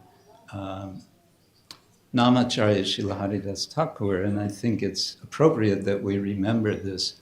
He reasons ill who tells that Vaishnavas die when thou art living still in sound. Vaishnavas die to live, and living try to spread the holy name around. And I was thinking about this in relation to modern technology.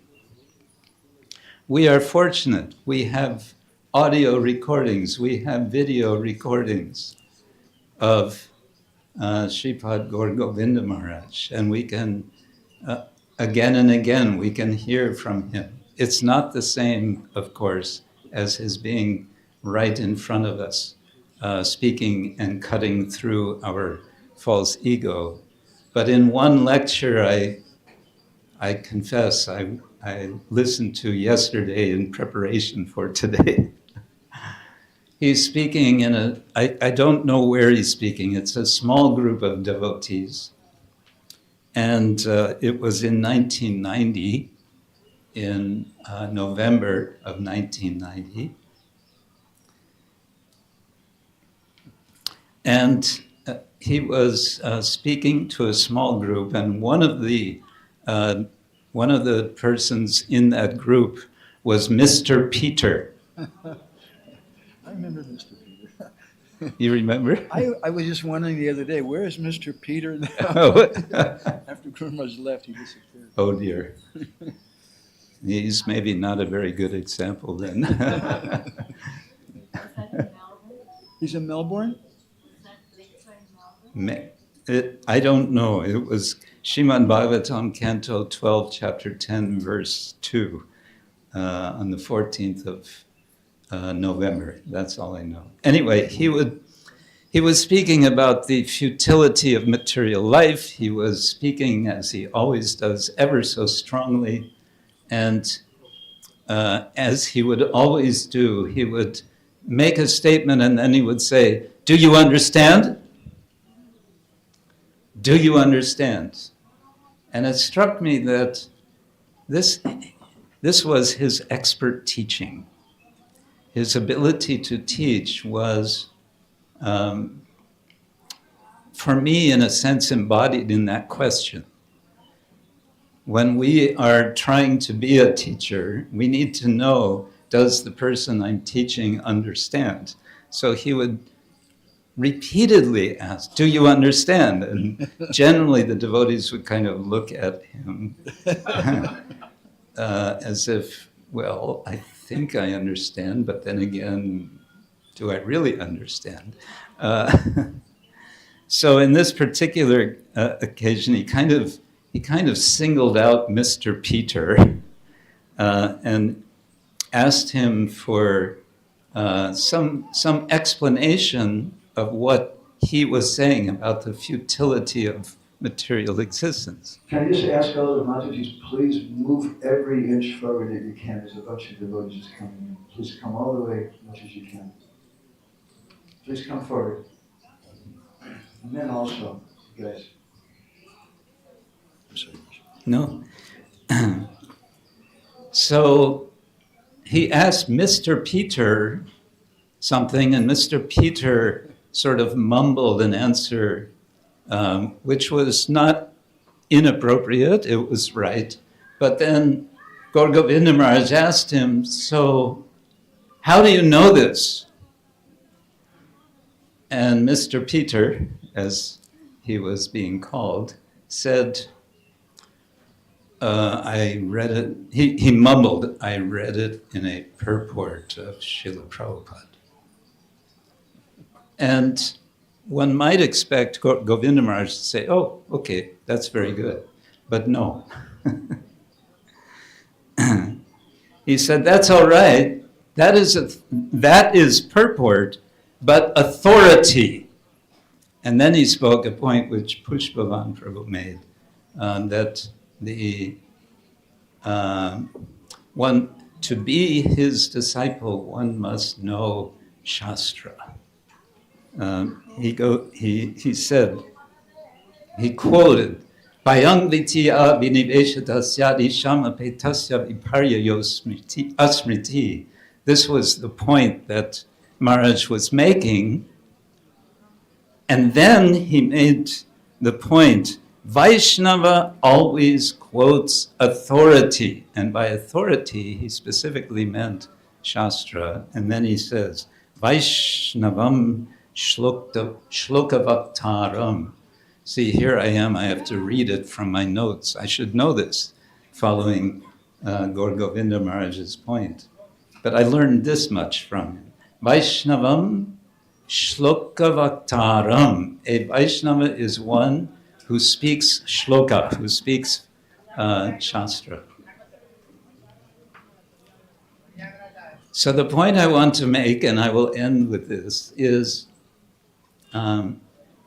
he reasons ill who thinks that Vaishnavas, who tells that Vaishnavas died. Vaishnavas live still in sound.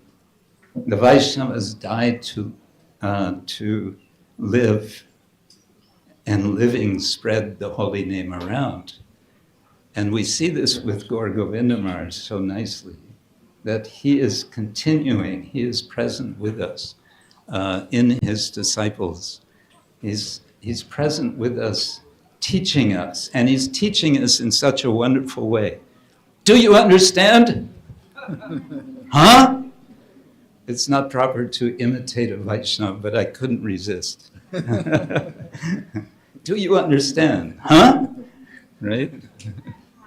Because he wants us to understand. And if we understand, then we will never feel lonely, because we will understand that Krishna is always with us. Srila Gour Govinda Maharaja ki Hare Krishna. Thank you.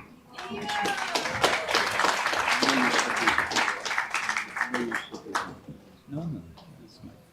I know Krishna Chaitanya Maharaj is a very, very busy personality, and so touched. And thank you for speaking in such a beautiful way. Naranjan came. So I'm a little sensitive. We have a lot of senior devotees here, and Prem Prayojan who just came. Are you okay for a little while? Do you need to go somewhere? Okay. I have to ask that question to everybody today because there's so many things going on. So I think Bhakti Dear Damodar Maharaj needs to go somewhere. I'd like to ask him to come and share something with us. Is Maharaj still here? Okay. Damodar Maharaj, I have to say, I want to quote something from you that I always repeat that I like so much. Quite often in Jagannath Puri, we take devotees to Siddhabakul. And at Siddhabakul, we speak about Haridas Thakur, and how Haridas Thakur is the incarnation of Lord Brahma. And Bhakti Dear Damodar Maharaj made such a brilliant, very piercing comment some years ago in his strong way. He asked a question, he said, what is the difference between Lord Brahma and Haridas Thakur? It's the same person. But Lord Brahma was attracted by his own daughter. Whereas Haridas Thakur, when Maya Devi personified came before him, Haridas Thakur was unmoved. So Maharaj asked the question, what's the difference between Lord Brahma and Haridas Thakur? And he answered himself, so the difference is that Lord Brahma was a manager. And Haridas Thakur was just acting as a sadhu. So Bhaktivedanta Maharaj is such a wonderful sadhu. We feel the presence of Bhakti Tirtha Maharaj, who was coming every year for this program and was somehow very affectionate to me. And actually, just before I came to Guru Maharaj, just before I took initiation, I was traveling with Guru Maharaj. It was 1993, and we went to Washington, D.C., and we went to visit Bhakti Tirtha Maharaj. And we were going many places, but the way Bhakti Tirtha Maharaj received our Guru Maharaj was quite extraordinary. It was really Bhakti Tirtha Maharaj. And he was leading the Kirtan and jumping up and down in ecstasy. He was so happy to see Guru Maharaj in a way that I hadn't seen many of his godbrothers. He gave a large donation to him personally. And later he asked me to come and speak with him. I had a little relationship before. And he confided in me, and I don't know, maybe he had other reasons to say this, but Bhakti Tirtha Maharaj told me, he said, you know, the reason I came back to ISKCON was because of Gour Govinda Maharaj. Because he asked me to come. And I told him also that time, I said, Maharaj, I'm going to I was initiated 10 years before that, but I said, I'm going to take initiation again from my Guru Maharaj, and you please bless me. And I remember him speaking very strongly to me. He said, you should know that initiation, something we've heard many times, but the way he spoke it, initiation means to initiate or begin something. He said, this is just the beginning.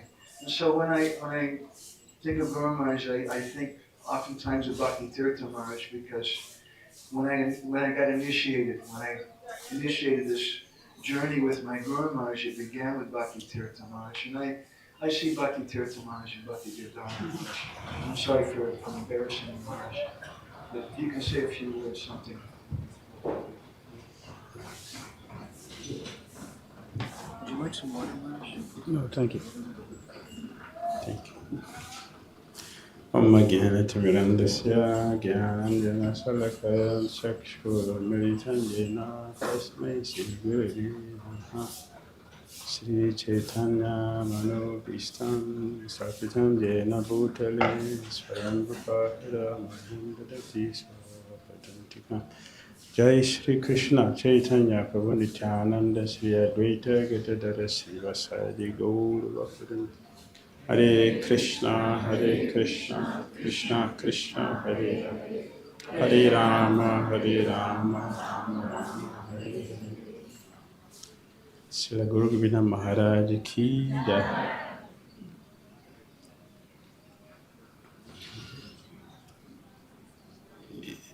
Srila Gour Govinda Maharaj came to Nigeria 2 times when I was the temple president. Yeah, be close to the mic. And just by seeing him, listening to him, I had the fortune to listen to all his lectures. I have read all his books. And when I speak, I reflect some of the things I remember from him. So much so that one day a friend asked me, after I narrated one passion which I heard from Gour Govinda Maharaj, the friend asked me, do you listen to Gour Govinda Maharaj lectures? I said, yes, every day. I listen to him every day. And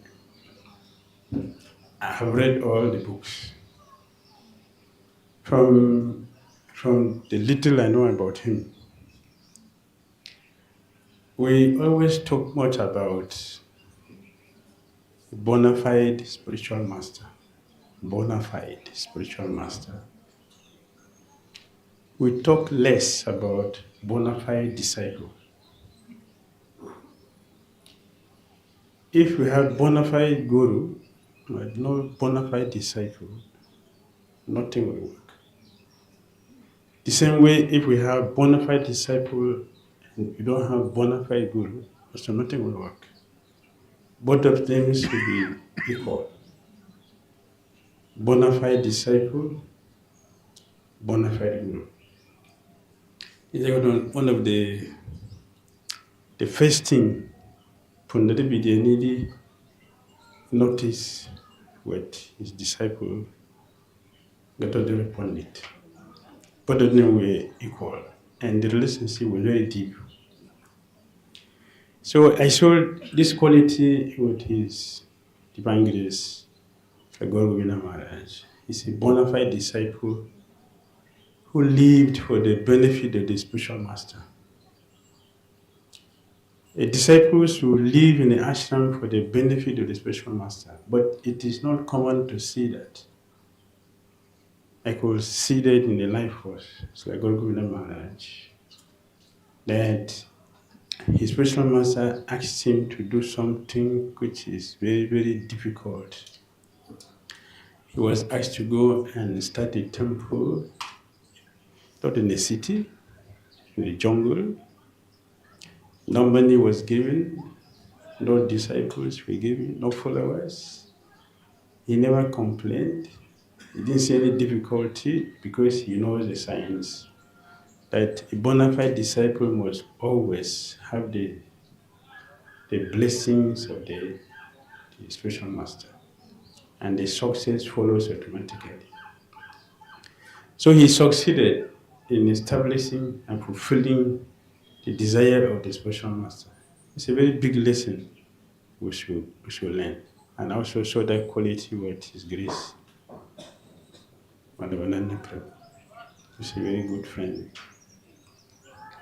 For many years I have been associating with him, and he is perfectly representing his spiritual master. That is also another quality of a bona fide spiritual master. He is not just a bona fide person because he can preach, he can teach, but he is a bona fide spiritual master because he can also make a disciple like him.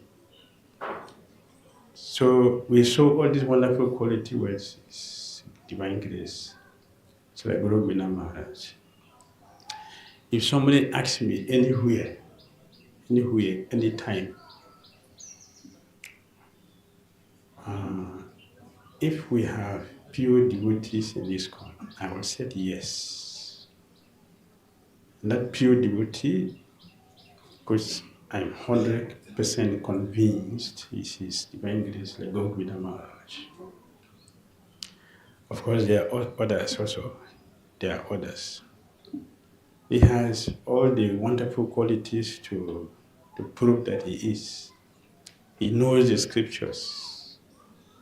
He has a very simple and fully packed life, which there's no space. No space means that there is no space for anything except Krishna consciousness.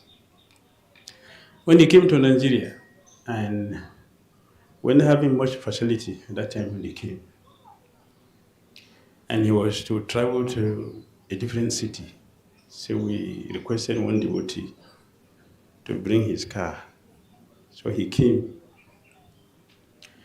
On the way, which is about 5 hours journey, the car broke down. They have to spend 5 hours to fix the car. It is very stressing for those of us who have even come from the same place. It's very stressing. But Maharaja was very, very peaceful, completely satisfied. Not that he was just pretending just to pacify and satisfy us. And when he leaves to a different place, he wants to say, I went to that place, see what happened. I was expecting what he's going to say after that. He spent 5 hours to fix the car. Then we continued the journey to the destination. And he told me, please, we are very, very sorry for what happened. He said, what happened? We left you on the road for 5 hours. Don't remember that. Don't remember that. Think of Krishna. I have not heard that before. So it's a big shock for me. And yes, a pure devotee have no spare time, has no time to waste. Just like Hare Sakura. Hare Sakura was living in a cave with a very dangerous snake. And devotees came to see him and they were feeling very uncomfortable. Then they complained to Haridas. Haridas Sakura said, oh, I have been staying here for a long time. I have never seen a snake. And you just came now, you are seeing a snake. I'm very, very uncomfortable and very worried. Please, I promise you that before tomorrow, either I leave here or the snake will leave. But please, don't remember the snake. Don't talk about snake. You talk about Krishna. Gour Govinda Maharaj has this nature. Don't think of anything else. Don't talk about anything. Just be Krishna conscious. Just like His Holiness Krishna Maharaj was saying, he read something before coming. I was also listening to his lectures. And he was talking. Don't be obsessed with material things. One should be obsessed with Krishna's lotus feet.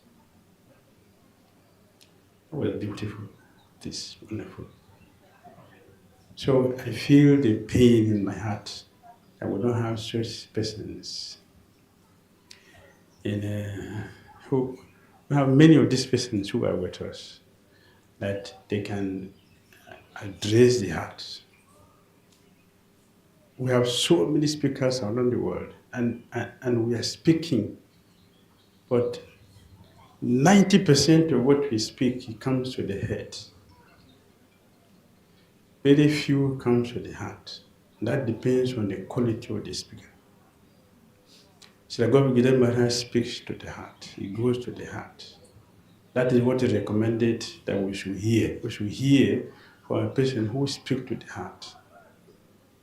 So that Goswami glorified his Guru, Sukadeva Goswami, for that purpose. Let me offer my respectful obeisances unto that powerful son of Sukadeva Goswami, who enters the heart of the audience. That is like Gour Govinda Maharaj. He knows how to enter the heart of the audience. And that is what we have been requested to hear, not addressing the intellect. That is very easy to do. Addressing the intellect will not clean the heart, but that which goes to the heart will cleanse the heart. And we need a special qualities or purification, a level of advancement to be able to do that. So we dearly miss His divine grace, like Gour Govinda Maharaj. His physical presence is very much needed to continue to work on our heart by his powerful speech. His Holiness Gour Govinda Maharaj ki.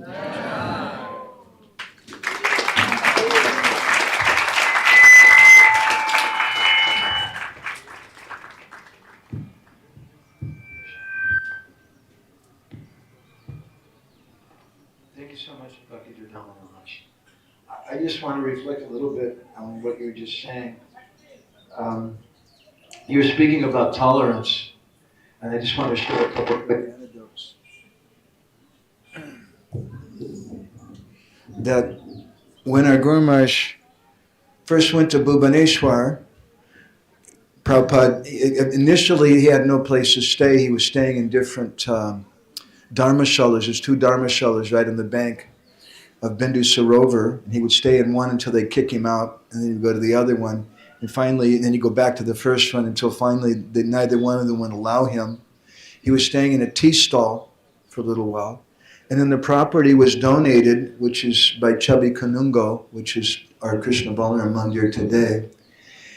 At that time, they were working building National Highway number 5. And the road workers were there. There was no place to stay. So Gour Govinda Maharaj was staying in a tent with the road workers. Now, Indian road workers are not the most sattvic persons in the world. What the kind of language they use, the things they eat, the things they smoke. They're not vegetarian. They're smoking and drinking and whatever. And there was one devotee, Shrutidhar, was there, who later became Sachinandan Prabhu, our godbrother, who passed away a few years ago. And Shrutidhar at that time was a student. He used to ride Gour Govinda Maharaj around on his bicycle in the back. And when Shrutidhar saw that he was staying in the tent with these road workers, he was horrified. And he said, and there's this Vaishnav sannyasi, this very exalted personality, staying with these really low-class road workers in the tent. And he said, my God, Maharaj, how can you stay in that tent? And Gour Govinda Maharaj, our Guru Maharaj, turned to him and he said, no, this is very good. He said, this is what my spiritual masters gave to me. He saw Prabhupada and everything. I remember in 1994, when I was traveling with Guru Maharaj in America, he flew to Orlando. I think Nrsimha Prabhu was there. I remember your father was for sure, Bhagavat Maharaj. And I was with Guru Maharaj, and I'm trying to take care of him. I had to go get the bags. So he was in a wheelchair. He had difficulty walking. So there was an attendant, a non-devotee person, an employee in the airport, who was taking care of him. So I said, please take care of him. I'll be right back when I get the bags. I think we had to rent a car or something. So I ran and did our things, and I came back, and I was very shocked what I found. Here is this busy airport, thousands of people coming and going very quickly, and our Guru Maharaj sitting in a wheelchair, and the attendant had pushed him so he's facing the wall. And everybody's going past him, and he was just like it was the most natural thing in the world. And I probably would have punched the guy in the face or something. But like it was the most, and later, a few years ago, I mentioned this story to someone, and they had an interesting comment. They said, maybe your Guru Maharaj asked him to do that. That's also a possibility. He was very, very detached from the external situation. So we have so many special speakers with us today. I'm feeling a little bad because I can see right now there's no way that I think that we're going to be able to hear from everyone, and that makes me very sad. We're going to have an evening session also from 5:30 to 7:30, which they're saying is going to be bhajans, but we can also have some talks. That'll be at the Samadhi in the evening. So if somebody wanted to speak and they don't get a chance now, or you'd like to hear something more, please come also in the evening. And also, if you're coming here, make sure these guys who are greeting you when you come in, and they should greet you, that they give you a ticket. If you didn't get a ticket, you should go and hit them on the head. A ticket for prasadam. So, Naranjan Maharaj, you're good? Okay. So I'd like to ask, actually earlier we were hearing from Pushpavan Prabhu about how a very powerful lecture actually Guru Maharaj gave when he went to America, and he was saying that his heart was broken because he saw the condition of the devotees in America, and for him it was a huge thing. The first time he'd ever gone out of India was in 1986, and it wasn't something he was used to traveling, and it was a very foreign place for him. And he was thinking, this is where Srila Prabhupada established Krishna consciousness, and then he goes there, and there's so many trouble. Radha Prabhu, you're okay? Coming back? All right. Radha Prabhu has some very nice association with Guru Maharaj we want to hear something from. I'm watching everybody, trying to. So Guru Maharaj one point spoke to the devotees, I think it was in Gita Nagari, probably in 91, and he said, it pains my heart to see this place where Srila Prabhupada established our movement first, and so many devotees have lost faith and they've gone away because they're thinking there's no sadhu. Guru Maharaj used to tell us that sadhu is always present, and there's proof. The proof is the sun is shining. The proof is that we have oxygen. Some years later, I was reading in Padma Purana, and there's a beautiful verse we came across. Sangsaro Vaishnavadino, Deva Vaishnava Palitaham cha Vaishnavadinas, Tasmat Shveshtas cha Vaishnavaha. Krishna speaking to Arjuna. And Krishna said the exact same thing. He said that Sangsara Vaishnavadino, that the only reason this sangsar, this material world is existing is because there must be some pure Vaishnava.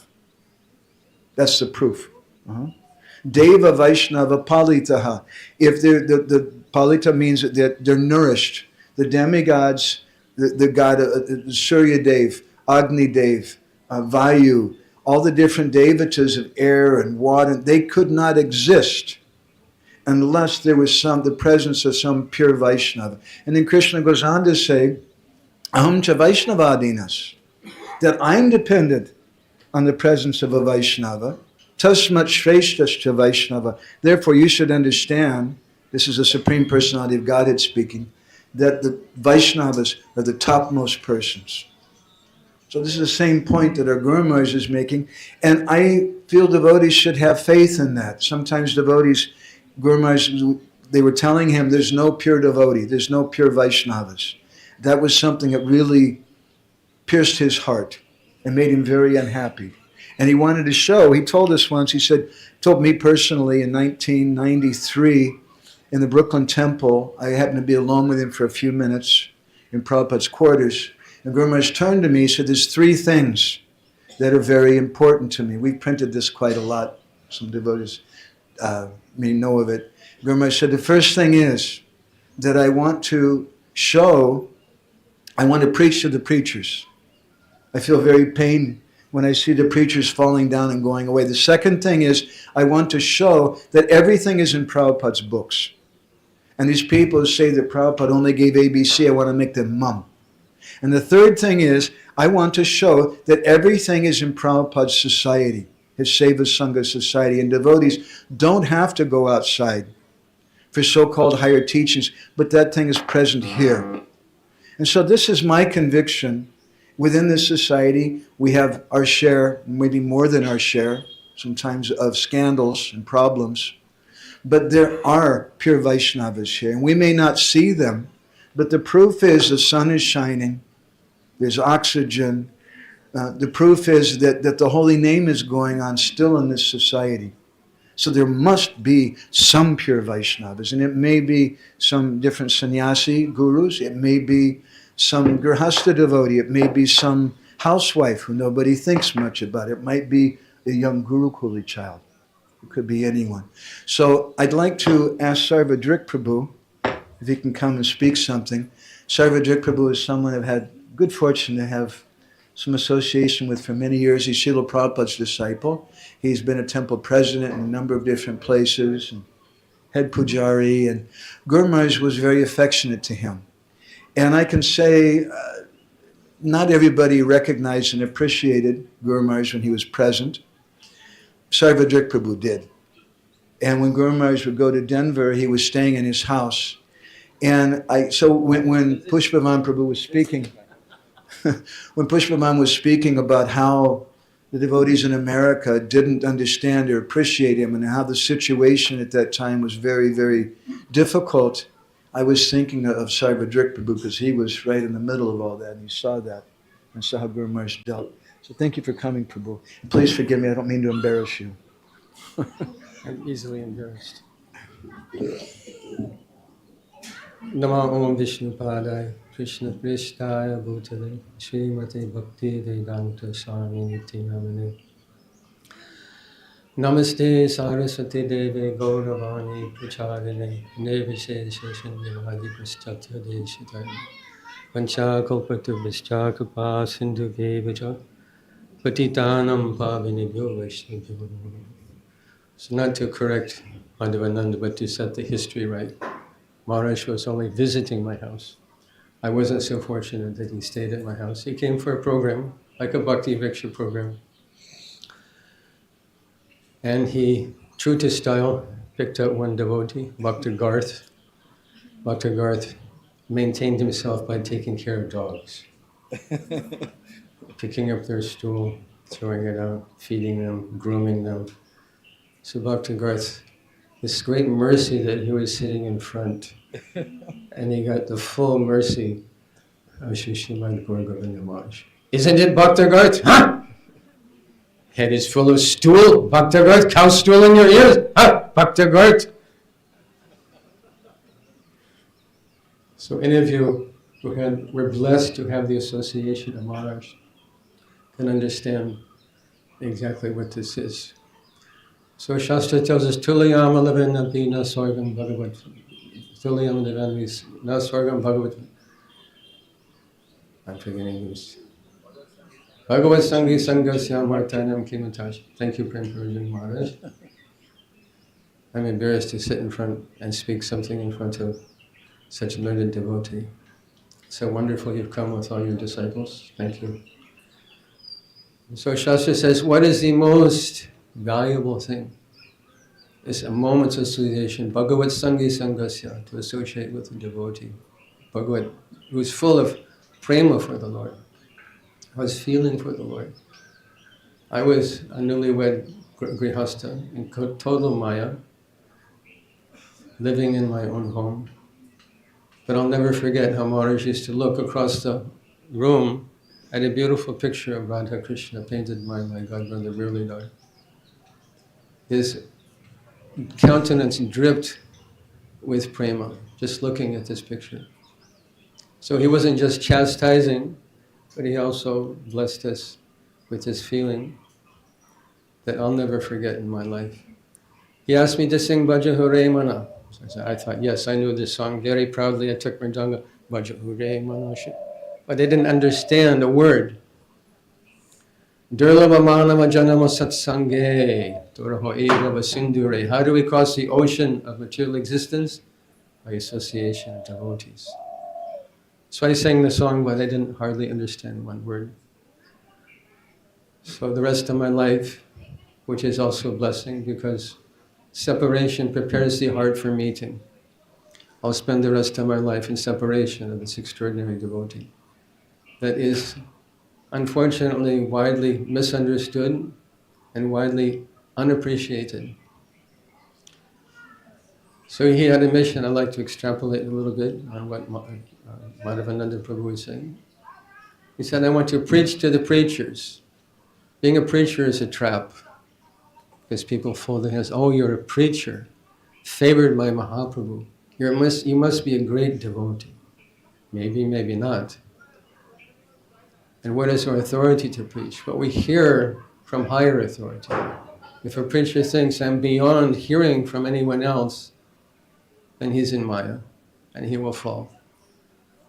So Maharaj took it upon himself in his debilitated health to travel all over the world, all over Europe, to Australia, America, India. When he came to Denver, he would offer full sastanga, dandavat pranam, in front of Radha Govinda. But he couldn't get off the floor by his own energy. Two disciples would have to pick him up by his arms. And in that condition, he's traveling all over the world. Why? To preach to the preachers, to enliven the preachers, to instruct the preachers with this higher understanding of not only tattva, but devotion to his own guru. So he came from that, preach to the preachers, and never leave iskcon. We should understand what that means also. Leaving iskcon doesn't mean you move out of the temple and live in your own home and practice what you learned from your guru. That's not leaving iskcon. Leaving iskcon means leaving the siddhanta, leaving the instructions we received from our spiritual master. And I say our spiritual master, A.C. Bhaktivedanta Swami Srila Prabhupada. Srila Prabhupada mentions in Chaitanya Charitamrita, Adi Lila, first chapter, Guru Tattva, that Siksha and Diksha Guru are equal and identical manifestations of Krishna. So anyone who's taking Prabhupada's Siksha, which means being an ISKCON devotee, acknowledging him as the preeminent Siksha Guru of all ISKCON devotees, you are a disciple of Srila Prabhupada by Siksha, and anyone outside of ISKCON also who is taking Siksha from Srila Prabhupada, and many do. They're also blessed by him, by his Siksha.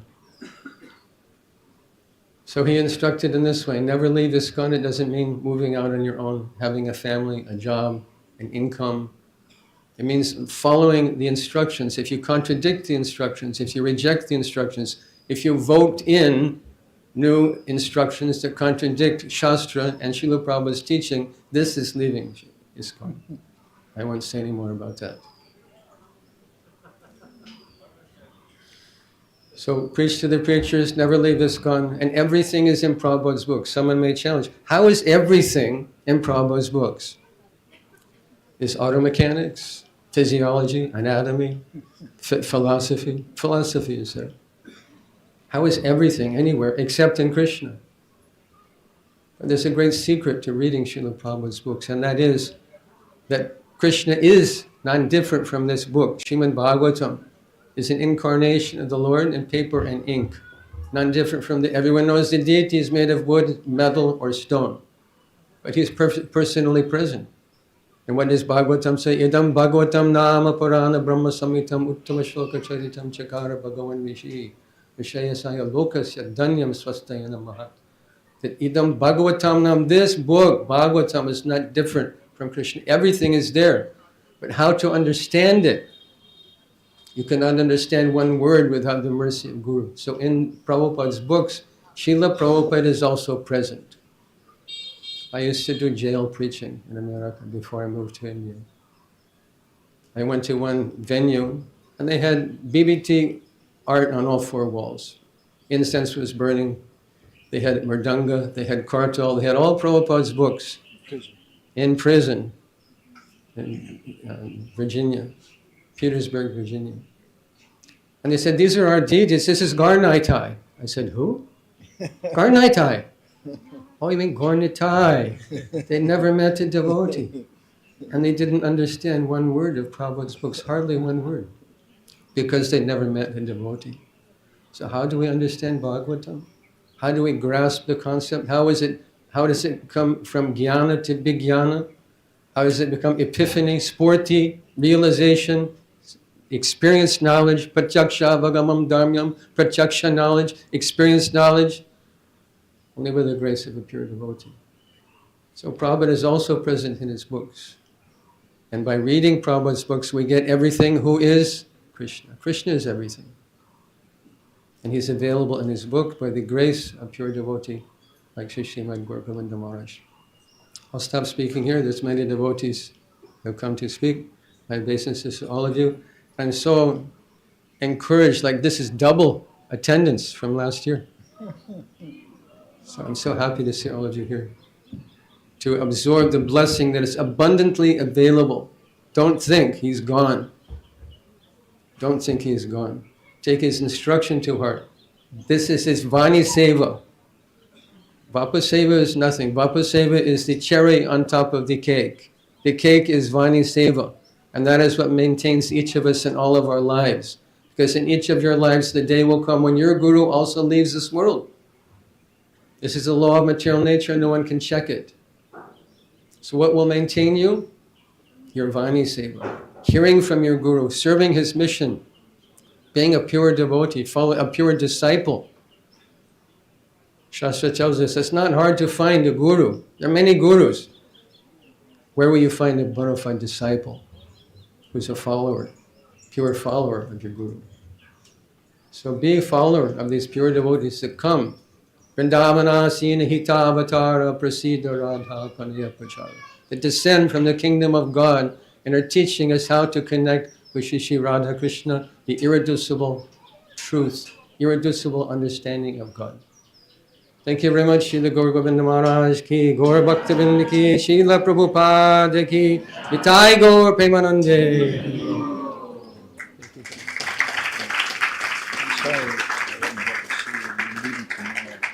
That's all right. We're together right now. Come and see us sometime. Yeah, sometimes Jagannath will bless me. He has me tied down in Mayapur. Thank you very much, Sarvadri. With this principle that he's speaking about is such an important principle. So many people, they complain, where is a Mahatma, where is a bona fide Guru? But there's a Hindi saying, Guru mili laki laki sishya miliyak. Finding a bona fide Guru is no problem. They outnumber us. The spiritual world is full of them. But to find even one bona fide disciple, that's very, very difficult. So if we become a bona fide disciple, we hanker and cry, so Guru Maharaj used to call it Atma Krandana, the crying of the soul, then Krishna will send. No guarantee. Don't worry about it. So Prabhuji just came and told me that Jayapataka Maharaj wanted to come, and he couldn't. I'm very touched, Maharaj. I remember one year we were at Panchatattva Extension, and I can't remember his name, Radha Govinda Maharaj. Radha Govinda Maharaj's disciple, sannyas disciple, who passed away a few years ago. Gour Krishna, Maharaj was speaking. And all of a sudden there was some disturbance outside. And Jayapataka Maharaj, they were carrying him up the steps. He was so determined to come to the program.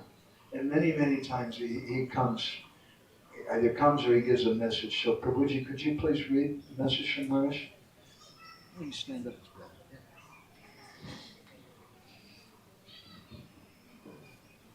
Speak closer to the mic.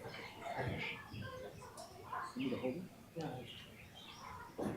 My dear devotees, please accept my best wishes. All glories to Srila Prabhupada. All glories to Srila Gour Govinda Swami Maharaj. I was invited to speak for the Disappearance Day celebrations of Srila Gour Govinda Swami Maharaj. I wanted to come personally and be with all of you today, but I have the GBC meetings. I'm not able to come in person. So I thought that I would send a message. Srila Gour Govinda Maharaj was born in a Vaishnava family. From childhood, he was worshipping his Gopal deity, and that naturally led him to surrender to Srila Prabhupada's lotus feet. He translated Srila Prabhupada's books to Oriya, and he built the temple in Bhubaneswar, and I heard how he developed this temple gradually. Also, he stayed in a grass hut, but he built a marble temple for Lord Krishna. Prabhupada said, build a temple for Nitai Gaur and also Krishna and Balaram. Also there is Jagannath, Baladev and Subhadra. And then he built also a temple for Radha and Krishna. And Maharaj was always very kind to me. He always encouraged devotees to stay within iskcon, never leave the movement. He knew that Srila Prabhupada has given us everything, and he wanted everyone to take full advantage of his mercy. He left his body here in Mayapur. He was talking about Radha and Krishna at that time. He read something. He was very, very ecstatic, and he stopped breathing. No one would expect that he was going to leave, but he left very much thinking about Krishna. He showed us the perfect example of how a Vaishnava departs. So I just mentioned a little bit about him, but there's so much more that could be said. I was very fortunate that Prabhupada asked me to help him, and I was helping him all the way through, and I had his association. Hope this finds you in good health and blissful Krishna consciousness.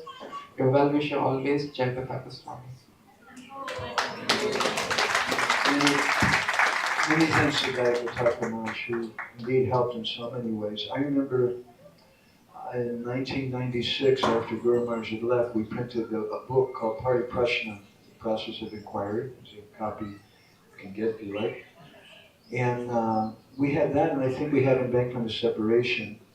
And Jayapataka Maharaj came to the temple, and he asked me, he said, I gave him a copy. I said, Maharaj, this is a gift for you. He said, oh, I want 60 copies. How much are they? And I said, well, Maharaj, I'm not going to charge you. No, you charge me. And I said, well, some discount. No, full price.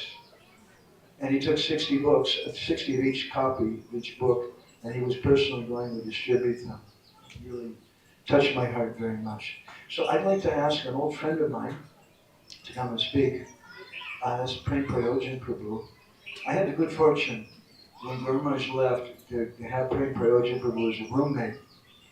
And I'm sorry, please forgive me for all so many offenses I must have committed to you. Prem Prayojan Prabhu, if you don't know him, he's a little outside the box.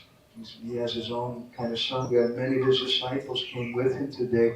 He's a brilliant preacher who's widely respected and appreciated in many different corners of Gaudiya Vaishnavism and even amongst other Vaishnava sadhus and scholars and other paribars. And he's a very strong preacher, very, very learned person, very, very ecstatic. Thank you so much. I'm really glad you could come today. Would you come share something with us? Again, I have to apologize to everybody. We're not going to have time probably for all the speakers. I'm hoping. Narendra Maharaj, could you go next after Prem Prayojan? Sorry? You'll speak this here? You'll come here this evening? Wow. Thank you. I'm so grateful for everyone coming in. Let me just tell you a little quick something. Over the years, organizing this festival, Prabhupada Priya Sevika has been doing it every year, helping me with this. We discovered that don't do it on the actual day, because hardly anybody will come. There's the DBC meetings, later ILS, because Srila Bhaktisiddhanta's appearance day, which is today. So this year, usually we do the day before or the day after. But this year, the kitchen wouldn't cook the day before because the Mayapur Institute had a big program, and they wouldn't do it tomorrow, the day after either. So we thought, anyway, what can we do? We'll do it, and hardly anybody's going to come. But as Sarvadrik Prabhu pointed out, there's more devotees coming this year, partly because Prem Prayojan Prabhu came. Hare Krishna.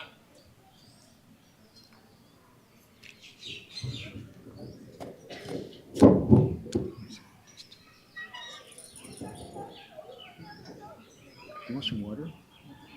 Sure.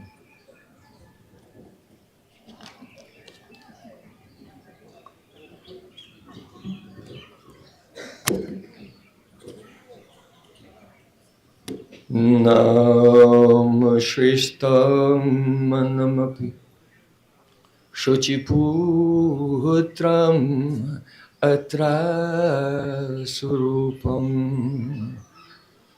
Rupam Tasya Kachamuri Purim Maturim Goshtvatim Radha Kundam Girivaram Aho Radhika Madhvasam Prapto Yasya Pratyeta Kripaya Sri Guru Tam Natusmi Gurave Gaura Chandraya Radhikaya Tadali Krishnaya Krishna Bhaktaya Tad Bhaktaya Namo Ananda Leela Maya Vigrahaya Hema Badya Vyatschave Sundaraya Tasmai Mahaprema Rasapradaya Chaitanya Chandraya Namo Namaste Chaitanya Chandraya Namo Namaste Chaitanya Chandraya Namo Sham Sundar Skanda Shekhar Smarahas Murali Manohara Radhikaras Kamama Kripanite Supriyacharna Kinkarim Kuru Hare Krishna Krishna Krishna Hare Hare Hare Rama Rama Rama. First of all, I offer my heart like flowers thousands and thousands of times at the lotus feet of my holy master, my supremely worshipable spiritual guru, Asmaddeya Paramaradhatama Guru Pada Padma, Nitlila Parisht Om Vishnu Pada, Ashtotarasta Sri Rupanugacharya Varya Sila Bhaktivedanta Narayan Goswami Maharaja. Secondly, I offer my pranam millions of times at the lotus feet of my Shiksha Guru, Nityalila Pravishtom Vishnupad Ashtotarasata Sishimad Gour Govinda Goswami Maharaj, to Srila Prabhupada, and to all of our Sri Rupanuga Gaudiya Guru Parampara. And finally, I offer my pranam to all Ananya Kritandipad Gaan, Sannyasis, Brahmacharis, Madhavanand Prabhu, and all the assembled Vaishnavas and Vaishnavis. My pranam to you. Vanchakalpataru Sakapasana.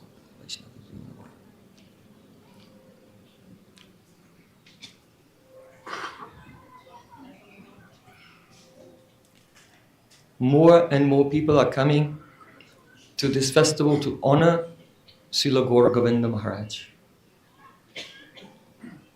I cannot say for sure why each person has come, but I know that I came because of the love of Madhavananda Prabhu.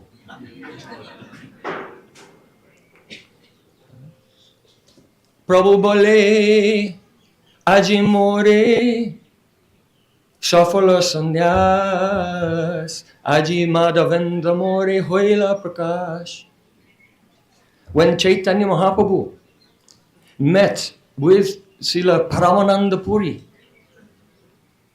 the godbrother of his guru, at that time he said, "Oh, today just seeing you, my life is fortunate. My sannyas is fortunate. All my practices are successful. Today, Aji Madhavendra Mori Hoila Prakash, Madhavendra Puri is manifest before me." So because Paramananda Puri was the Sat Shishya, bona fide disciple of Madhavendra Puri, meeting him gives the feeling, it gives the spurti, the inner realization of the presence of Madhavendra Puri. So when a few days ago I was invited to come here by Madhavananda Prabhu, I could not resist his pulling on my heartstrings to bring me here. And I did not want to miss this chance to see him, because when I see him, then Aji Gour Govinda More Hoila Prakash. On that day I see my dear brother, that time, it is like the feeling comes of those days when we were living together with the lotus feet of Srila Gour Govinda Maharaj at his bhajan kutir in Bhubaneswara. So this is why the attendance is increasing. I think it is because of the love of Madhavananda Prabhu.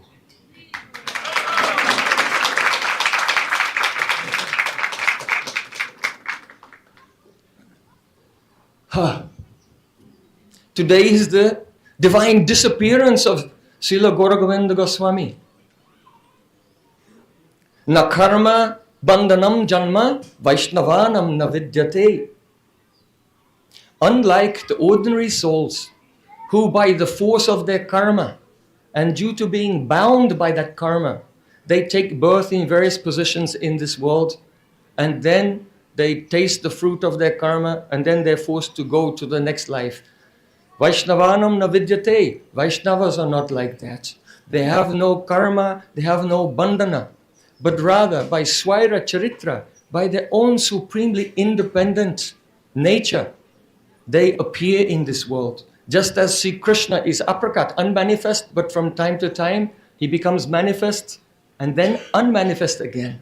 So in the same way, Sadhguru is an eternal reality. And for some time, he becomes manifest before the senses of the persons of this world. And then after some time, he becomes unmanifest. But we should know, he is always here with us. His mercy is always available. So today we honor the disappearance of Srila Gour Govinda Maharaj. I first had the fortune to meet with him in 1991 in England. And at that time I attended his lecture. And I sat down and I was listening. And quite frankly, I could not understand a word he was saying. I could not recognize him at all. Vaishnava Chareni Nari Devara Shakati Kemane Chinibo Mui Adamalpamati.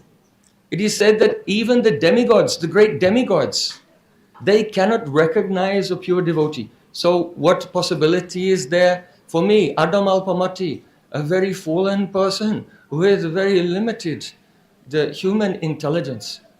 So at that time, I could not recognize him. A few years later, he came back. And I went to his class again. I didn't give up. And I think that that must have been by his glance or by his blessing. That by the glance of a pure Vaishnava, auspiciousness begins to rise up in our life.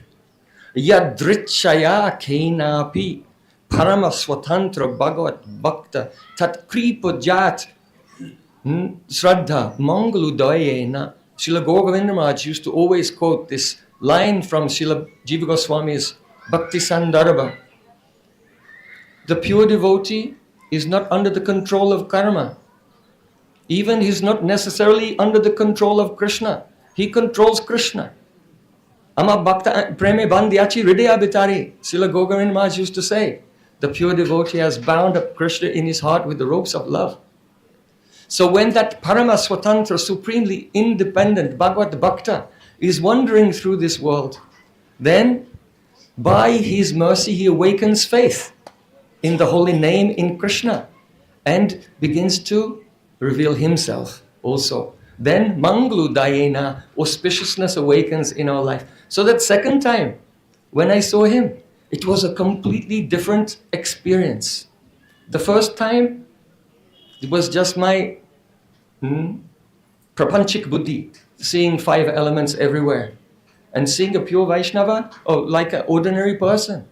But the next time, by his mercy, I could realize, here is some Adiruddhabha, so many levels of the love of Srimati Radhika, giving their definitions and examples one by one.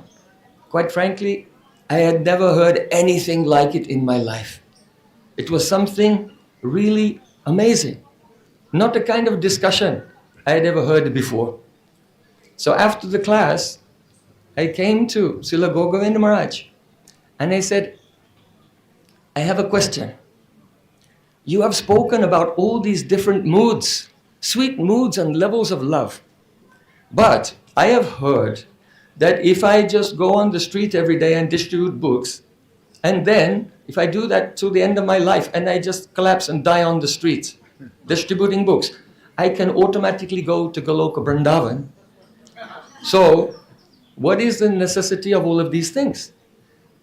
And then he spoke in it will not have the same effect if someone else will speak it.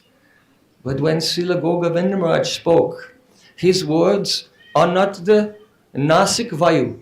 Srila Gour Govinda Maharaj used to say 2 things, Vaikuntha Vayu and Nasik Vayu. When a pure devotee speaks, the sound is coming actually from the spiritual world. It is the air of the spiritual world. But if a person doesn't have the Bhagavadanubhav, realization of Krishna, then when he speaks, this is called Nasik Vayu. The air that went in his nose is now coming from the mouth. So Srila Gour Govinda Maharaj, at once he said to me, Ay Baba, you speak about the books, but what does it say inside the books? What is written there? Sakale jagati more kori vidhi bhakti brajabhava paiti nahi shakti. The whole world, Krishna is saying, worships me according to Vaidhi Bhakti. But this alone is not enough to awaken the moods of Braja. Therefore, one must hear. I remember once we were on tour with Srila Gour Govinda Maharaj and we came to Paris, the iskcon temple in Paris. You were there? I think, were you there that time? 1993, About 94. 94, maybe 94, yeah. So, at that time, Srila Gour Govinda Maharaj gave a beautiful class and the subject was Sat Sampradaya. What is the true, authentic Sampradaya? And he explained, Tam Bhakti Yoga Paribhavita Ritsaroja Asesu Teksita Patana Nunata Pungsam Yad Yadyo Ta Uragaya Vibhavayanti Tadvapu Pranayase Sadhanu Grahaya. If the heart becomes saturated with the sentiments of bhakti, how? By hearing. Sruta Kshitapat. This path is the path of Sruta, hearing, and by hearing one can see. Sruta Ikshitapat. The path of seeing through the ears. Srila Bhaktisiddhanta Thakur used to say this, Raja Pasyati Karnabhyam. A king sees through the ears. It means that though the king is in one place, on his throne, but through his spies and his intelligence everywhere, they come and they tell him what's going on in the whole world. So this example that the king sees through the ears is a metaphorical. It's a figure of speech. But in Shuddha Vaishnavism, hearing produces darshan there and then. Sadhyo Ridya Vrut Kritibisu Srushibis Tatshanat, there and then. If the sound of the Shabda Brahma, spiritual sound coming from the lips of the pure Vaishnava, pierces the material covering of the ear, then there is the Jatiti Pratita, immediate spurti or realization of the form of Krishna, then his qualities, associates and pastimes. So Srila Gour Govinda Maharaj was describing the Sat Sampradaya is that parampara wherein the darshan of Sri Krishna is transferred from generation to generation through the medium of Shabda Brahma. After his class, we got up and Maharaj was going outside and he was going to his car. And as usual, we were all surrounding him and trying to ask questions and hear a little bit more nectar before he will leave that place. So then, the devotee was asking, Maharaj, can we get the Shabda Brahma from video or from recording? He said, no. It only comes from the heart of live sadhu sangha. Live sadhu sangha. Dui bayaridierak shalyandka, dui bhagavata sange karna sakshatka. By the mercy of Gaur Nitai, just as pots and pans in a room in the dark, you cannot distinguish what is what. But when the light comes on, then we can say this is a pot, this is a pan. So similarly, by the mercy of Gaur Nitai, one is able to recognize two types of Bhagavat. Eka Bhagavata Bara Bhakti Rasa Shastra, Ara Bhagavata Shastra Bhakti Rasa Patra. One type of Bhagavat is the devotee Bhagavat. And he's full of rasa. And the other one is the Srimad Bhagavatam. So, Dui Bhagavata Dwara Diya Bhakti Ras Tahara Hridaya Tara Prema Hoyavash. By the action of two, both, the book Bhagavat and the Vaishnav Bhagavat, together they instill the mellows of Bhakti Rasa into the heart. And then Krishna comes under the control of that devotee's love. So then, Srila Gour Govinda Maharaj, just as he was getting in the car, he turned around. That day he said that the treasure of the Sat Sampradaya is Radha Dasyam, the service of Srimati Radhika. That was the conclusion, that the Sat Sampradaya gives the service of Srimati Radhika. Then just when he was getting in the car, he turned around, he said, I am hearing from Prabhupada, Srila A.C. Bhaktivedanta Swami Prabhupada, every day. And what he's telling me to tell you, I am just telling you that. And everyone could feel it. Everyone could feel that. What Srila Prabhupada wanted to teach, though he had become aprakat, unmanifest, through the Prakat Mahanta Guru, he was sharing that with everyone. So beautiful. I had the good fortune by his blessing afterwards to come to stay with Srila Gour Govinda Maharaj, with Madhavananda Prabhu and so many other Vaishnavas I'm recognizing here. In Bhubaneswar, Srila Gour Govinda Maharaj said, I have opened a crying school here.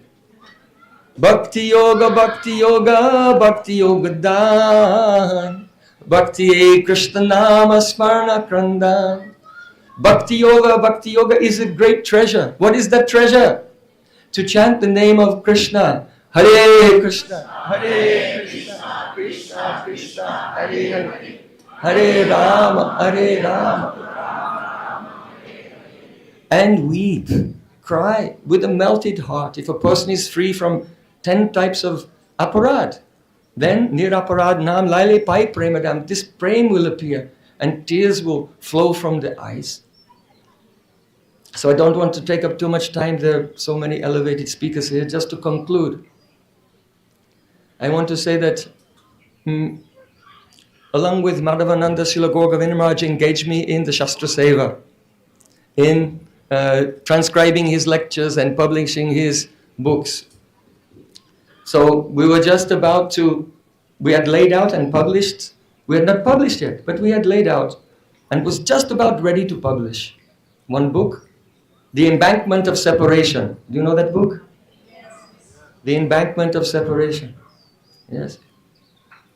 So everything was ready to print except for the introduction. And I had written an introduction to the book. And on the manuscript of that introduction, I gave it to Srila Gour Govinda Maharaj in his grass hut. And he took it, he said, okay, I'll read it and you come back later. Come back later.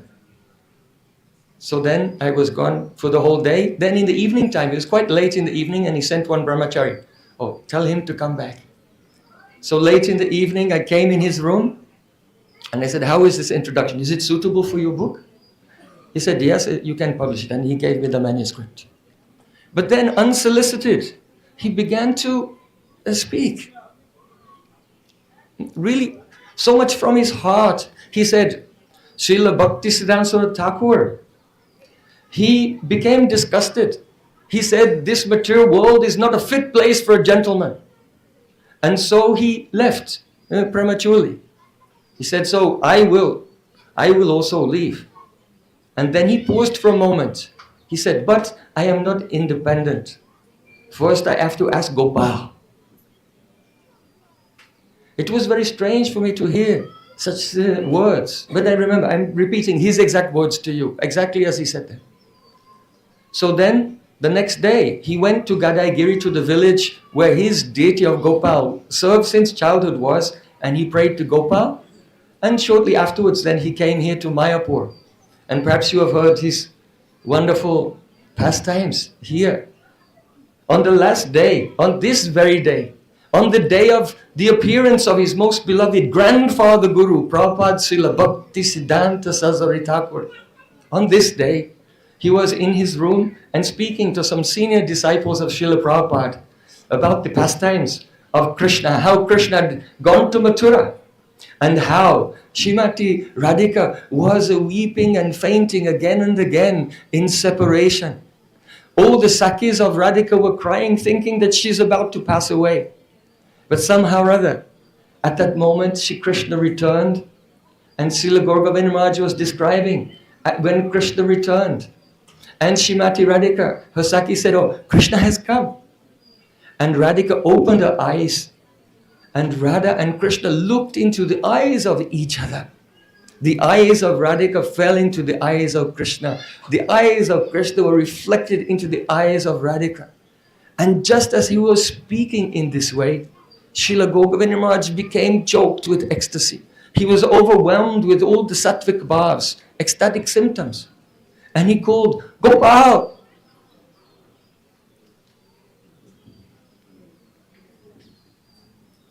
You know that Yogamaya Purnamasi Devi has said one beautiful verse. Krishna panga tarangita dumanita sambeda veni krite radha yasmita chandrika surdini puro nipi amritam antas tosa tushara samplava plavavya lida tapochchaya kranta sapta jaganti sampratibhayam sarvuddha madhyasmahe. The meaning is this, that Sri Krishna's loving glance is dark. There's a dark charm light emanating from Sri Krishna's loving glance, and there are waves of beauty in it. And so it's like the Ganges. Radhaya Smita Chandrika. And when Radhika feels the glance of Sri Krishna, then she smiles. And when she smiles, the moonbeams, the chandrikas of her smile emanate in waves of beauty, and it's flowing. Krishna is dark like Jamuna, and Radhika's smile is light like the Ganga. So Ganga and Jamuna are meeting. Antas Tosha Tusharya. And at that time, all the devotees, Lalita Vishaka and other gopis who are there, and the Vaishnavas who are hearing the katar of the meeting of Radha Krishna, they feel such satisfaction, and their satisfaction is flowing like a river. Krishna's glance you can see, Radhika's smile you can see, but the satisfaction in the heart of the devotees you cannot see. It's invisible, like Saraswati, as the Saraswati is invisible at the Trisangam. But if anyone will take a bath at the Triveni, where the meeting of the Ganga, Jamuna and Saraswati takes place, what will happen to them? They find themselves transported beyond all Mahalok, Janalok, Tapalok, beyond Vaikuntha, beyond Dwarka, beyond Mathura, they find themselves in the Nikunj of Radha Krishna in Goloka Vrindavan. So in the same way, at that very moment, Srila Gour Govinda Maharaj speaking this katha, he was seeing the Jamuna of Sri Krishna's glance, the Ganges of Radhika's smile, and the bathing in the meeting of their satisfaction of all the devotees on Krishna's return. And at once, Sapta Kranta Sapta Jaganti, he went beyond the 7 planetary systems and arrived in the company of Radha Krishna in Goloka Vrindavan. This was his disappearance pastime on this very day. Srila Gour Govinda Goswami Maharaja ki jai. Maharaj always used to say, a sadhu never speaks theoretically. So every day before class, he used to sing the introduction to the Oriya Bhagavat. Paramananda he Madhava, Padunga Luchi Makaranda. And there in that song, it is said, at the last moment of my life, I will call the name of Radha Krishna and go and serve them. And so, the sadhu never speaks theoretically. What he said every day before class, in the last moment, he did that very thing. Therefore, there is no doubt, Srila Gour Govinda Maharaj is the topmost sadhu. Param Puja Pad Srila Gour Govinda Goswami Maharaja ki jai.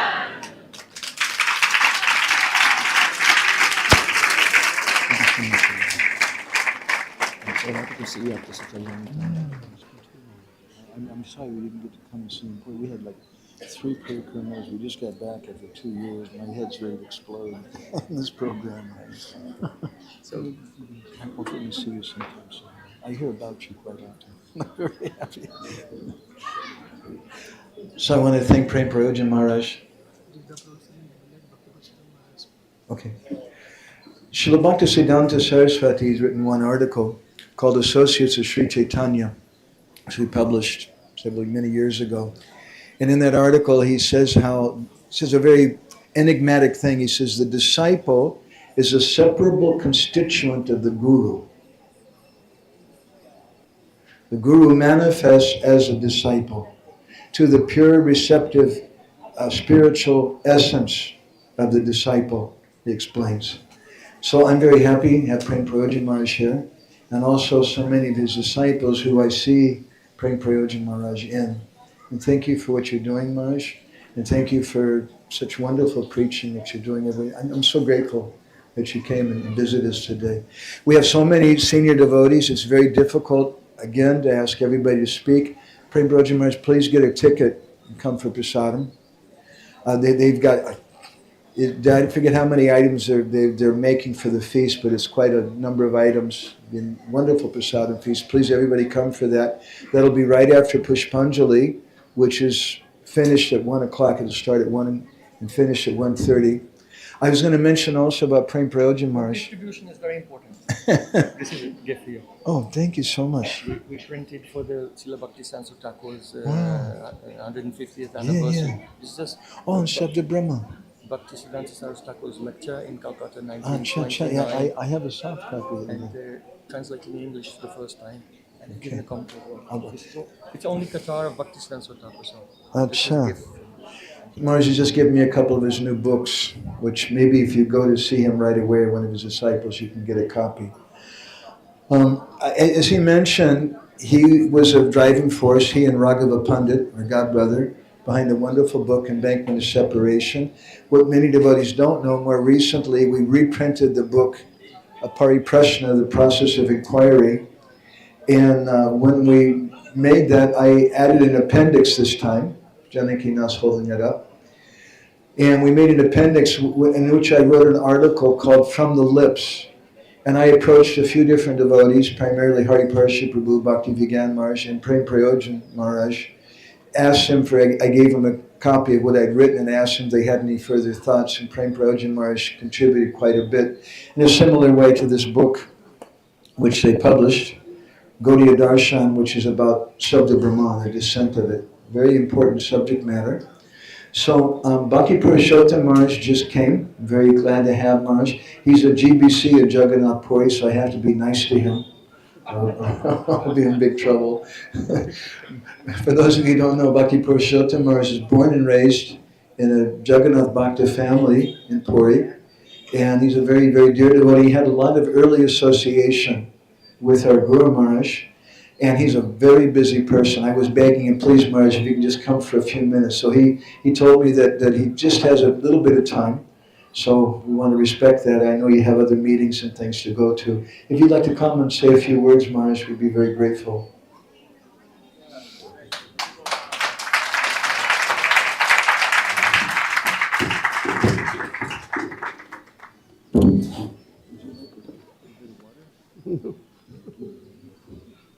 Hare Krishna. Not that you become grateful if I speak. I will become grateful. I am grateful that you are allowing me to speak, to glorify His Holiness Gour Govinda Goswami Maharaj. Of course, His glories, His greatness does not depend upon our glorification. He is glorified by His own existence. By glorifying Maharaj, we will only sanctify, purify ourselves. Nama Om Vishnu Padaya Krishna Prasthaya Bhutale Srimate Gour Govinda Goswami Namine. Nama Om Vishnu Padaya Krishna Prasthaya Bhutale Srimate Bhakti Vedanta Swami Namine. Namaste Saraswati Deve Gauravani Pracharine Nirvishesha Sunnavadi Paschati Dristarine. So when I remember about Srila Gour Govinda Goswami Maharaj, I think I am the most loser in this planet, because I did not take full advantage of Maharaj association, and I could not take full advantage of Maharaj's close relationship even to our family, means my previous family. So close. But unfortunately, I have not taken that advantage. And as all of you are describing, he was one of the most pure devotee on this earthly planet. And I hope Maharaj will forgive all my offenses that I have committed when I was serving in his association in Bhubaneswar. Maharaj is the first person. Actually, I am from Puri. I took birth in Puri. Those that take birth in Puri, demigods, they look upon him with 4 arms. I don't have 4 arms now. I have hidden 2 arms. Otherwise, people will think something else about me. So Maharaj, the person, practically he came to my house to pick me up from there, to take me out of my household life, from my family life, come to my house. Of course, the bigger story, I will not spend time on that how Maharaj was very closely connected to my Purvasrama. And Srila Gour Govinda Goswami Maharaj, the one, first I went met him in Bhubaneswar, and he wrote me an introduction letter, gave to me and sent me to Mayapur to meet with His Holiness Jayapataka Goswami Maharaj. So I feel that practically I was offered by His Holiness Gour Govinda Goswami Maharaj onto the lotus feet of Srila Jayapataka Goswami Maharaj. That since then, that Maharaj, first time I got into a train, overnight train. I have never been in a train by that time. So from Bhubaneswar to Kolkata. The Maharaj sent here, and since then I am here by Maharaj's mercy. I dropped a letter from Bhubaneswar to my house that I am going to Calcutta for treatment. I will come back soon.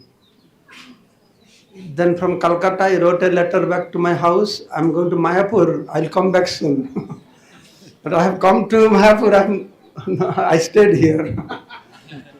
So I don't know how much thanks I can give to Maharaj. Sufficiently I cannot give, sufficiently I can thank Maharaj. And I know how offensive I am because of my immaturity. Always, early days were immature. When we grow up, we understand about the spiritual world. And many things I speak nowadays, that what I have heard from Srila Gour Govinda Goswami Maharaj, that early days, and I have observed Maharaj's lecture. Early days Maharaj's lecture, then gradually, how it has become very intense and intense. He started early days lecture with the Bhagavad Gita, Srimad Bhagavatam, then how it has become more deeper and more deeper. From early days, I have observed that. So I am very, very grateful. And I request all Maharaj disciples to please forgive me, because children are like father. So Maharaj is not here, so they will forgive me definitely, so that I can improve in my spiritual life. Thank you so much. Hare Krishna. I was afraid you weren't going to be able to come. I just they put me in one table. I have to stay. And I put up here. And Bonamali also came. I brought Bonamali also. Bonamali. Okay, so Viseshwar, you're not answering my messages. Viseshwar, you're not answering my messages. Does anybody need to leave right away? Gouranga Prabhu, Bonamali Prabhu, Pancharatna Prabhu? One sentence. Yes. Always I say that the proverb in Sanskrit, Vriksha phale parichayate. How you recognize the tree? You recognize the tree by its fruit. And we recognize Srila Gour Govinda Goswami Maharaj by the fruit that he has produced, Madhavananda Prabhu. A true representative who has imbibed the mood. I can every moment feel his way of talking, his mood, behavior, that he has imbibed. And one of his dear disciples here also, Atmaram Prabhu. I have said before me, maybe he has joined. I joined Bhubaneswar first. That he was like a Swarup Damodar Maharaj, Swarup Damodar to Mahaprabhu. Yeah. That time we don't have tape recorder or anything. He would write all the lectures. He would write. And good news, yesterday, our iskcon GBC body, they passed resolution. Prabhu will take sannyas now. So I'm sure Srila Gour Govinda Goswami Maharaj will be very pleased with this. Hare Krishna. So I was sitting here thinking, my God, I'm going to be in big trouble because we have so many devotees who to speak. I want to ask Radha Prabhu to speak next. It's very confusing, but Atmaram Prabhu, as Maharaj was just saying, is a very senior god brother. He's going to take sannyas pretty soon. And he was here in the room when Guru Maharaj left, so I hope maybe after Radha Prabhu we can hear from Atmaram Prabhu, but we also want to hear from Gouranga Prabhu, who's a very busy man, and Pancharatna Prabhu, so and Ishvara Prabhu, and Mahaprabhu Gora. I saw him floating around somewhere. He may have something he'd like to say also, and a few devotees. So it's very difficult. And please don't everybody hate me. That makes me really nervous when everybody hates me. So if devotees would like to hear something more, you'd like to speak something more, this evening, 5:30 to 7:30, they said there's going to be bhajans, but there'll be bhajans and there'll be some talks also. A little closer probably at the Samadhi. If there's not enough room at the Samadhi, then we'll sit here. So Radha Prabhu is Prabhupada's disciple. He wrote a beautiful book about Srila Prabhupada in South Africa, highly recommended. Guru Prasad Maharaj, Hare Krishna. So Radha Prabhu had some very beautiful association with Guru Maharaj. It's a wonderful story. Maybe he'll tell this time. I don't know. He often tells about a train ride. And that sadhu who was sitting next to the toilet on the suitcase. I don't know. You don't have to do that. Whatever you want to speak. Chaksamalitam yena tasmai sikarave namaha. Namo Om Vishnu Padaya Krishna Pastai Bhutale Srimati Bhaktivedanta Swaminiti Namane Namaste Saraswati Devi Gaurvani Pachanini Nivashesha Sunivari Pashkata Disappearance. So, can you hear me? This is working? You got to speak right in. Hare Krishna. Gour Govinda Maharaj ki. So, yes, I have been in touch with Gour Govinda Maharaj. Way back, the first time was way back in 19... Put your mouth up to it. Show me. Just you have to speak like this with. Oh, okay. Is that better? Pancharatnam? So, yeah, right, in the Krishna Balaram opening, 50 years ago, that was the first time I could appreciate him. And he offered the most wonderful poem to Srila Prabhupada. He wrote that poem himself, and Srila Prabhupada was very moved by his devotional offering. And so then I could realize the stature of Gour Govinda Maharaj. He was very, very humble. And according to Prabhu here, you also told me how Gour Govinda Maharaj spent intimate association with Srila Prabhupada in the hut there in Bhubaneswar, in the residential quarters, very meager facilities, is that right? Yeah. And was he actually sleeping in the same room or in the adjacent room? Adjacent room. In the adjacent room. But he would spend overnight? Yeah. That was where he was staying. When Prabhupada came to Bhubaneswar, Pradyumna and I think Harisari Prabhu was staying in the next room. Harisari Prabhu was Prabhupada's servant, and Pradyumna was transcribing Prabhupada's books. His wife was transcribing. She came for the first time to Bhubaneswar since Prabhupada left, I don't know, like 10 years ago. It's a different planet now. And so they were staying in the next room, and our Guru Maharaj was staying there. Right. So we can imagine how many intimate dealings he had with Srila Prabhupada, which is, not everybody could fathom the intimacy and the confidential pastimes that they had together. And that can only happen by sukriti, not by punya, but sukriti, spiritual credits. And the spiritual master, a genuine spirit, because we've had a lot of discussions here about spiritual masters. And a genuine spiritual master has to have practiced spiritual life from the beginning of his life and being raised in a family of Gaudiya Vaishnavas, and specifically in this case. And he's always liberated in every circumstance. So we can understand that Prabhupada had general spiritual teachers, priests, Brahmins, Vaishnava, followers, devotees. We're his students. Prabhupada said we are his students. So, but there are exceptions.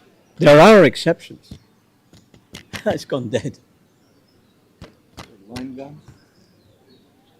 Hare Krishna.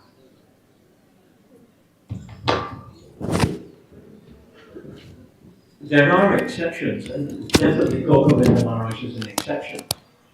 And and then, of course, we may not have realized his stature because of Madhavananda explained that, he stayed in a roadside tent in Bhubaneswar, in a humble position, just to get a foot in the door.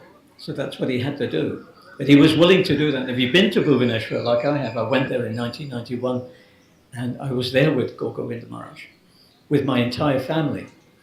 And it is a blazing heat there at the best of times.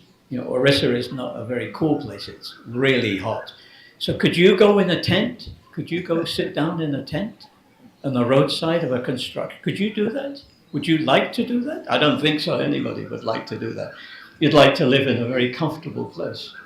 So the austerity that he had is second to none. There's no question about it. We should be very careful not to make any criticism about an exalted Vaishnava. Very, very careful. Of course, now he's left, his teachings are here, and we've heard a lot about his disciples. And the tree can be judged by the fruit. So there you go, there you have it. And I know there's not much time left because at 1 o'clock we're going, right, for Pushpanjali and the feast. I've got 5 speakers. But I just wanted to reflect on something, because we follow the previous acharyas. We're supposed to follow the previous acharyas. And I will read a section from my book, which I quote, Srila Bhaktivinoda Thakur, 1839 to 1914, a great spiritual master and acharya of our Gaudiya Vaishnava Sampradaya, explained the influence of a Vaishnava carries in this world even after his departure. His poems were published by Bhaktisiddhanta Saraswati Maharaj in the Harmonist magazine in 1929. Now here is the exact quote, so that we don't get it wrong, because many iskcon people quote it wrong. But here is the quotation. Listen carefully. He reasons ill who tells that Vaishnavas die. When thou art living still in sound, the Vaishnavas die to live, and living try to spread the holy life around. So that's the last line. And that has never been quoted by iskcon people. They have coined another phrase. So we should always be careful to quote the previous acharya correctly. Hare Krishna. Hare Krishna. Hare Krishna. Rita Prabhu didn't tell another story. I'm going to tell you a story. You can correct me. Sit down for a minute, please. Please forgive me. He was talking about how he was going on a train with a group of devotees to, I think it was to Kumbh Mela. You want to tell that story? No, you carry on. Okay, he can correct me. And it was all these boisterous, young, Western Hare Krishna devotees. And there was one old sadhu on the train who didn't fit in with anybody else. He was an old Indian man. And very simple, very austere person. He was sitting on a suitcase the whole time outside the toilet. There was no seat for him on the train. And Rita Prabhu mentioned how he was astonished later to find that was Gour Govinda Maharaj. Did I tell it okay? Yeah, no, that's perfect. And that's his humble nature. And then, of course, Srila Prabhupada recognized him when he finally recognized his guru and came to Vrindavan and had that, destination, Srila Prabhupada. So, we recognize our spiritual master by our journey, our searching, our reaching out to Srila Prabhupada. And it's such a wonderful thing that we've got his legacy. And then, I also have been very much involved in departed souls, departed godbrothers in particular. Prabhupada disciples that are leaving this world quite fast. Not so fast, but fast enough for it to be painful. So then I can appreciate more about how we can publish their literatures, how we can help them in their, after they have left this world. So, the Gour Govinda Maharaj disciples have done a very good job in preserving his books, no? And you're trying anyway. So I'm also trying to help many Prabhupada disciples. I'm trying in my own way. So it's very rewarding, but very grueling and difficult. It's not easy, but rewarding. Thank you so much, Prabhu. So I'm hoping that Rita Prabhu and all the devotees will bless us, that we can do some service for Guru Maharaj. The theme we were speaking about, for those who just came, is about loneliness and about how being misunderstood and the pain of that in the material world, and the joy when we meet devotees who are like-minded, but then how that pain sometimes comes again in an even more intense way when we find the devotees don't exactly understand us. And as we progress in our bhajan to that eternal realm of Vrindavan, we'll find fewer and fewer people who completely understand us. And I feel very blessed being very lonely and finding some valuable jewels in that loneliness, but in that lonely situation, missing our Guru Maharaj, and not finding so many devotees understand him, we've gotten association with devotees like Guru Prasad Maharaj, who a few years ago came to Jagannath Puri, and I was really mortified, Maharaj, I have to say. I probably told you that 100 times, but I was really mortified. Naranjan Maharaj and Devamrita Maharaj and Guru Prasad Maharaj came, and they asked me to speak and take them around, I don't know, for a week or something.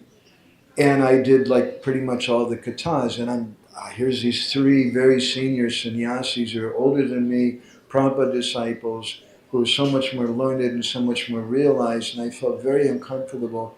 And then I think on the last day of Nityananda Trayodasi in our house, Naranjan Maharaj or someone said something that they wanted, because our Guru Maharaj had invited them at different times, you please come to Bhubaneswar, and they never were able to come. And so they said, we came hoping to hear something of his teachings through you. That was a very painful thing for me, a very emotional thing. But anyway, I feel a little lonely sometimes, but in association with Guru Prasad Maharaj and devotees like Pancharatna Prabhu and others, I get some happiness. And Guru Prasad Maharaj is the GBC chairman this year, so you should be nice to him. Be respectful. He's also, I think, the main person at the ILS, and no doubt he's supposed to speak somewhere and do something for Srila Bhaktisiddhanta's appearance day, and still he came today. I'm very grateful, Maharaj. Thank you. Please spend a little time. I know he has to go, so I'm going to ask him if he could speak now. And then maybe after him, if Gouranga Prabhu could speak something. Gouranga Prabhu also needs to go. There's so many devotees. We have like 14 minutes before we're supposed to finish. And there's so many devotees that I want to hear from. I really wanted to hear from Atmaram Prabhu, who has so much to say. I'm hoping he'll come tonight, if nothing else. Please forgive me, Atmaram Prabhu. And Ishwar Prabhu also has a lot to say, but he's been here other times. But some of the devotees who are coming here, they haven't had a chance to speak. So, Guru Prasad Maharaj, if you can come, please.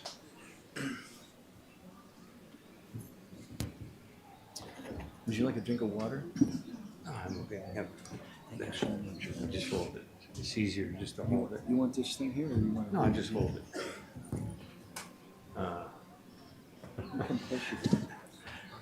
Hare Krishna, Srila Gour Govinda Maharaj ki jai. So, trying to respect the time, not my time, but your time and scheduled time. I met Gour Govinda Maharaj. I don't know the first time I met him, but I got to know him in Padayatra, 1975 and 6. When we came to Orissa, he would come, and I was very impressed by his preaching, and always a very, very encouraging mood. Always very jolly. Of course, sometimes he could get on your case, but which he did with me. And I learned that when you go to a lecture by Gour Govinda Maharaj, you don't sit up front. No, I learned that the hard way. No, because he stumped me one time. He's speaking about something. He said, "So Maharaj, what do you think?" He asked me I can't remember the question now, but something I couldn't remember very well.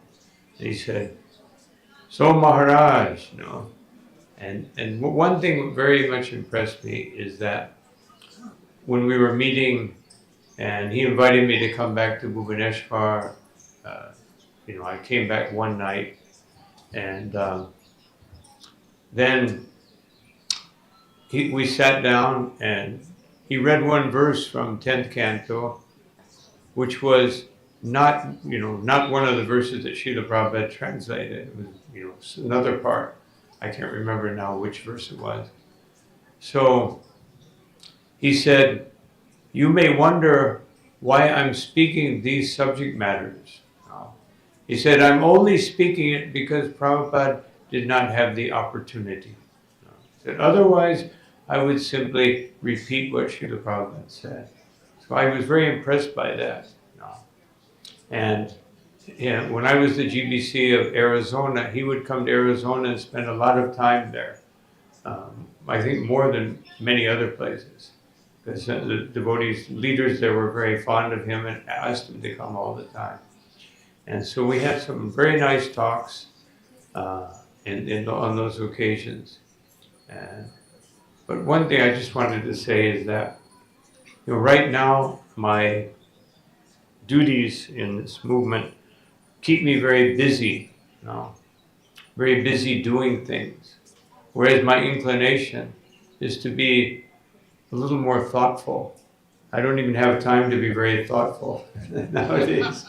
But that's what especially today, I was remembering that one of the contributions in my life was how I saw he was so absorbed in Shastra, in the Bhagavatam. And I remember one thing he told me about Srila Prabhupada's Bhagavatam.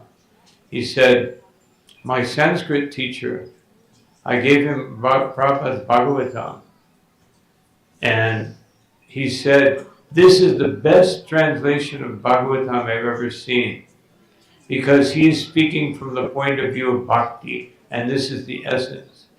Otherwise, he appreciated very much his Sanskrit teacher, that it wasn't a literal translation, but it was a realized translation. And so I very much appreciate, so many things I appreciated. My great lamentation is that I didn't have more time to spend with him. But then sometimes Krishna arranges that people are, unfortunately, or just naturally, more appreciated after they leave this world. Especially if we didn't have the time to take advantage of their association. So I have practically everything he wrote and spoke, and if I can become a little unbusy, then I will have time to read that along with Srila Prabhupada's books. So thank you all very much for allowing me to speak a few words, and please, I beg that Maharaj give me his blessings from whatever spiritual sphere he's in, and all of you also, if you can give me your blessings that I can be successful in devotional service. Thank you very much. Srila Prabhupada ki jai, Srila Gour Govinda Maharaj ki jai, Ananta Vaishnava ki jai. Hare Hare Bol. Guru Prasad Maharaj ki jai. Our Guru Maharaj once told us, Hare Krishna, thank you Prem Brojan for coming.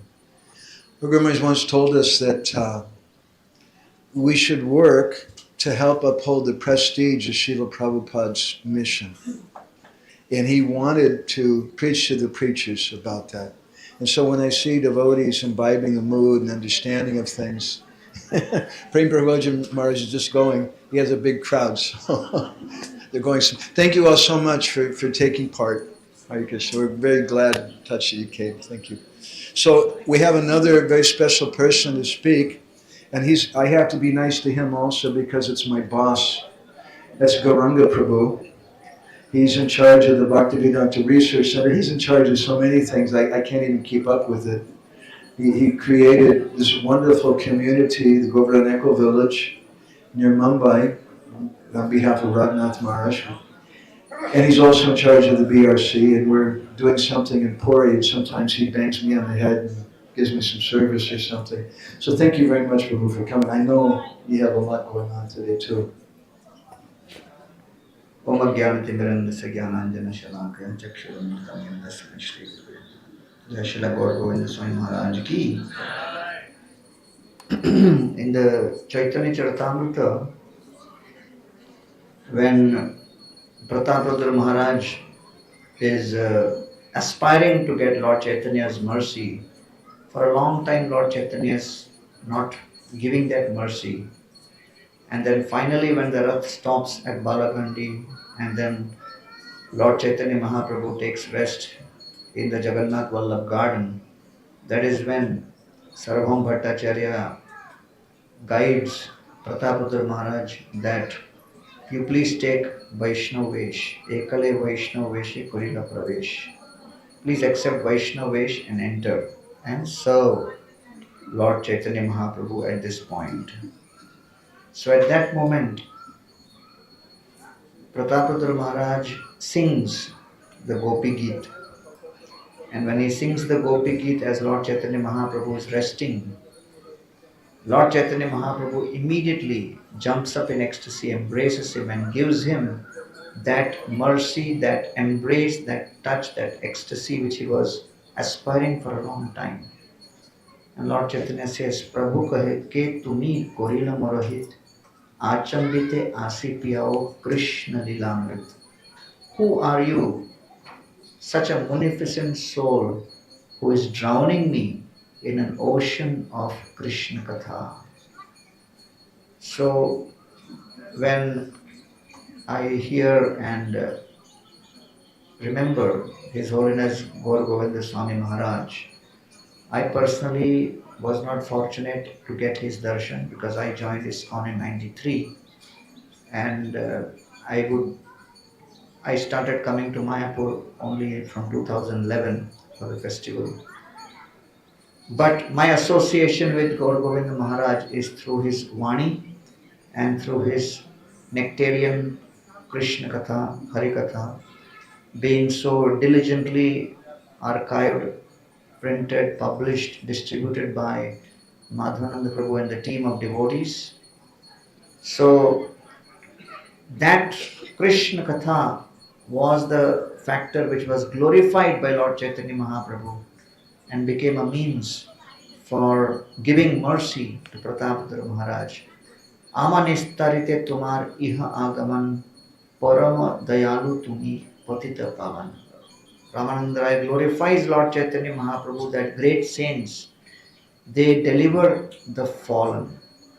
And what is the definition of the fallen is described in the next verse where he says, Vedanishta madhya ardheka vedamukhe mane veda nishiddha papakare dharma nahi gone. When one has the understanding of what is to be done, what is not to be done, but does not get the conviction and the determination to follow those teachings, that is patita. And so he glorifies Lord Chaitanya Mahaprabhu as one who is patita pavan, that by giving the sadhu sangha, by giving association, the most powerful impact of sadhu sangha, either through vapu or through vani, is it removes and eradicates the weakness of the heart. And it is the weakness of the heart or the hridaya daurbalyam which prevents us from applying these teachings in our lives. And therefore, at that point, Ramananda Rai says, the greatness of personalities, sadhus, is Mahanta Swabhava Ek Tarite Pamar Nija Karya Nahi Tabu Yaad. The Mahatma's characteristic is they will travel from house to house, village to village, place to place, simply to deliver others, and they do not have any agenda of their own. So I fall at the feet of Srila Gour Govinda Swami Maharaj and beg for one particle of a drop of the Shraddha and the faith which he had in Krishna Katha, Hare Katha, in our Shastras, in Gaur Lila, in Bhagavad Puran, and in the instructions of His Divine Grace Srila Prabhupada, that truly he was not only a personality who would speak the Bhagavatam, but he was personifying the essence of the Bhagavatam by following the instructions of Srila Prabhupada and coming to a very, very difficult place in those days, middle of nowhere practically at Bhubaneswar, and submissively, humbly trying to follow the instructions of his spiritual master so that the entire Krishna consciousness movement could be established in Orissa. So I thank Madhavananda Prabhu, all the disciples, all the devotees who have kept the legacy of His Holiness Gour Govinda Swami Maharaj going very, very strongly, enthusiastically, consistently, and hope that now Bhakti Purushottam Maharaj and Brajahari Prabhu and others have engaged me in the Jagannath Puri project. So I also seek the blessings of His Holiness Gour Govinda Swami Maharaj and Madhavananda Prabhu, that with the blessings of Dhamvasis, of great Vaishnavas, we can try to offer some seva in Jagannath Puri in a manner which will be pleasing to Srila Prabhupada and which will also reflect the Gaudiya Vaishnavas' heritage and presence in such an important place as Jagannath Puri, where Lord Chaitanya Mahaprabhu spent 18 years. Thank you very much for inviting me to be part of this, and I also share the heartfelt respects and prayers of His Holiness Radhanath Swami Maharaj, who has not come this year to Mayapur, but whenever he is here, he always makes it a point to offer his homage at the lotus feet of Srila Gour Govinda Swami Maharaj. Srila Gour Govinda Swami Maharaj ki, Srila Prabhupada ki. Thank you very much. Thank you so much, Prabhuji. That was wonderful. If anybody would like to see the inner heart of Radhanath Maharaj, go to the Govardhan Echo Village and you'll find inside that heart, it's Gouranga Prabhu. They've done a really, really amazing thing, like I haven't seen before. So our time is technically up, but the good thing I like always about rules is that you can break them sometimes. That's my favorite thing about rules. So Pancharatna Prabhu, would you like to say something? Yeah. Pancharatna Prabhu, you don't know, is also Prabhupada disciple. Who's been, and also Bhakta Rupa Prabhu came in just a minute ago. He's going to be really annoyed with me for identifying him. But he works with us for so long, and also he's close friends with Pancharatna Prabhu. So he's got what's his badge say? Oh, SPT. GBC SPT. Very important person. We love acronyms. It's very busy. Everyone gets confused. Thank you for coming, Prabhuji. Keep you wondering. Yes. Jai Gour Govinda Maharaj ki jai. I won't say much. I don't have there's not much time, first of all, but also my association with Maharaj was very, very brief. He used to, of course, come to Mayapur and we used to see him. But the only time that I actually had to really observe Maharaj up close was in 1996, just before his coming here. We had begun the celebration of Srila Prabhupada's centennial, and he was the first to say, you must start your traveling festival in Bhubaneswar. And I was just reflecting recently that month of January when we started it in 1996 was also the month that Srila Prabhupada came to Bhubaneswar and laid the cornerstone. So there was a connection.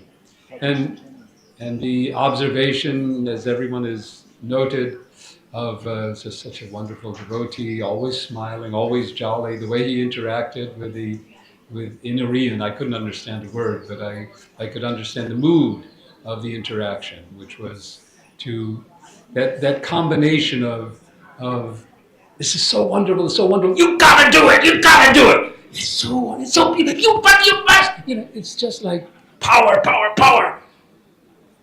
with a heart, nothing like, oh yeah, you better do this or else, No, you have to, it's all that enthusiasm, which is so wonderful to observe. And now I get to associate with Madhavananda Prabhu and learn something about what he was calling us for. And the one that sticks out mostly in my mind is whenever we come to Puri, you talk about the crying school. And so I want to learn from him.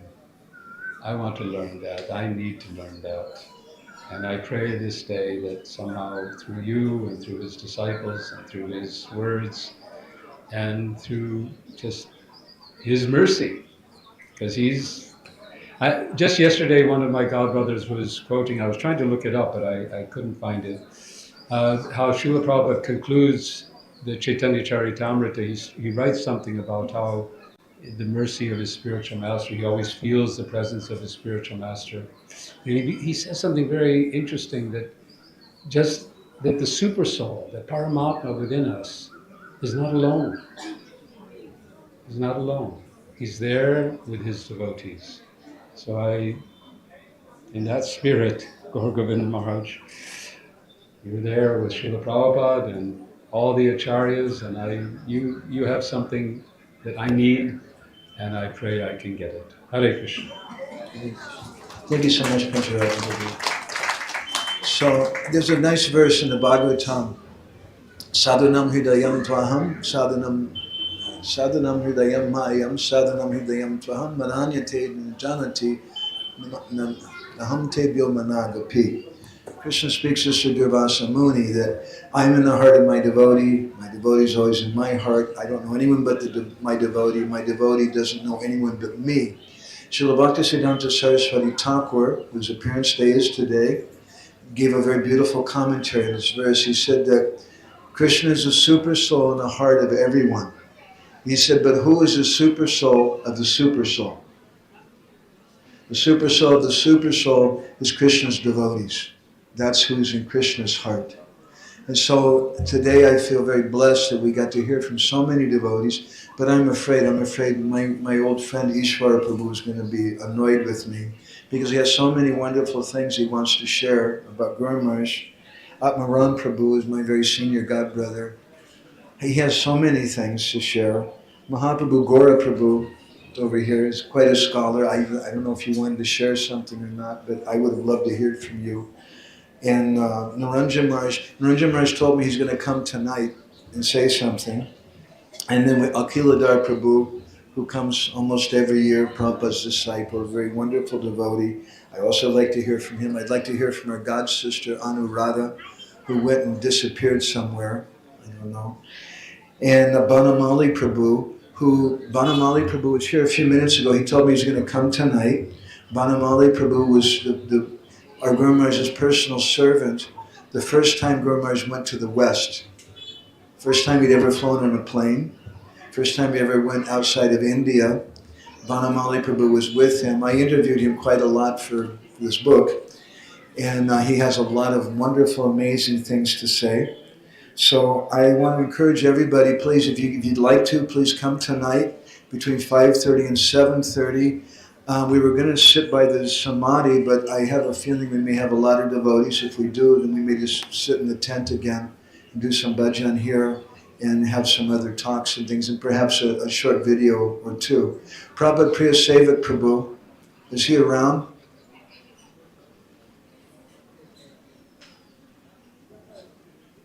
Hare Krishna Prabhu. Sita Ram Prabhu also wanted to speak. There's many, many devotees we'd like to hear from. I'm sorry, it's always disappointing to me. I don't like it when you tell people 5 minutes, something that's really, really painful. So what's happening? We're supposed to go now to the Samadhi and have some Pushpanjali and then some Kirtan, and after Kirtan then we're going to go for Mahaprasad. And there'll be so much prasadam, so dear devotees, please come for prasadam. That includes you, Nagapatni. You have to come. And Atita Guna also. You have to be there. I was hoping one or both of you might speak something also. So thank you all very much. I really appreciate it. I'm a little confused because I don't know where Prabhupada Priya Sevak is and what's going to happen next. But I guess we start moving over to the Samadhi and things will work out by himself. So thank you all very, very much. Shri Srimad Gour Govinda Swami Maharaj ki, Srila Prabhupada ki, Shri Srila Bhaktisiddhanta Saraswati Thakur Prabhupada ki, Gaur Premanandi, Vanchakalpatarubhyascha Kripa Sindhubhyeva Champatitanam Pavanebhyo Vaishnavebhyo Namo Namaha Nanda Kori Vaishnava Vrinda ki Jai.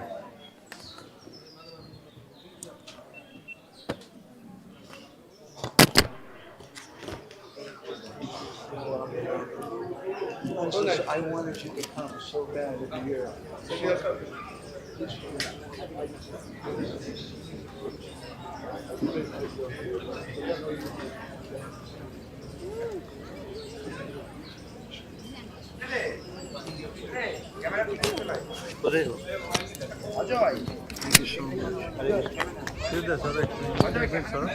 much.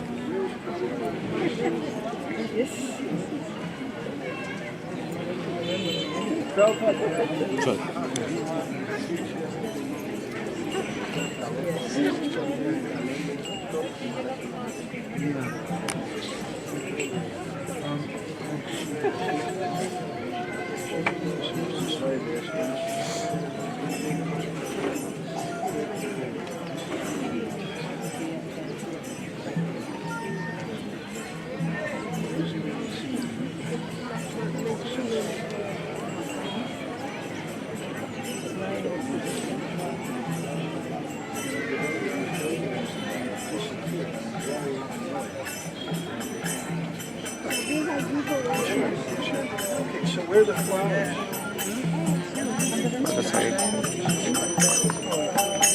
Hare Krishna, Hare Bol, Mataji.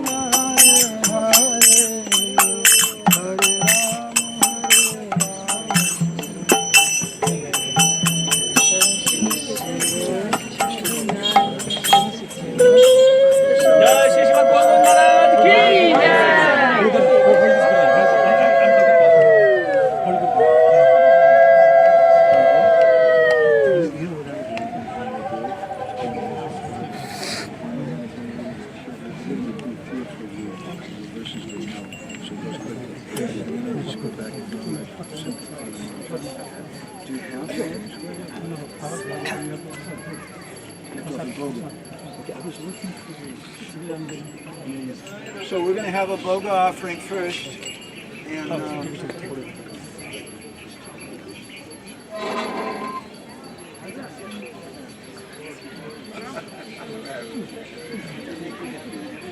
प्रसाद सुनिए प्रसाद आगे सामने नहीं सामने नहीं सब sir बोलो परिष्कार time में आगे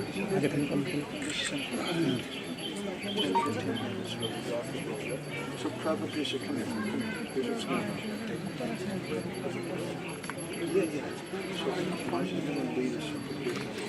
অজয় এখানে তো উঁচু করে লাগিয়ে ভোগ লাগাবে এখানে তো এদিকে উঁচু করে লাগিয়ে দিবি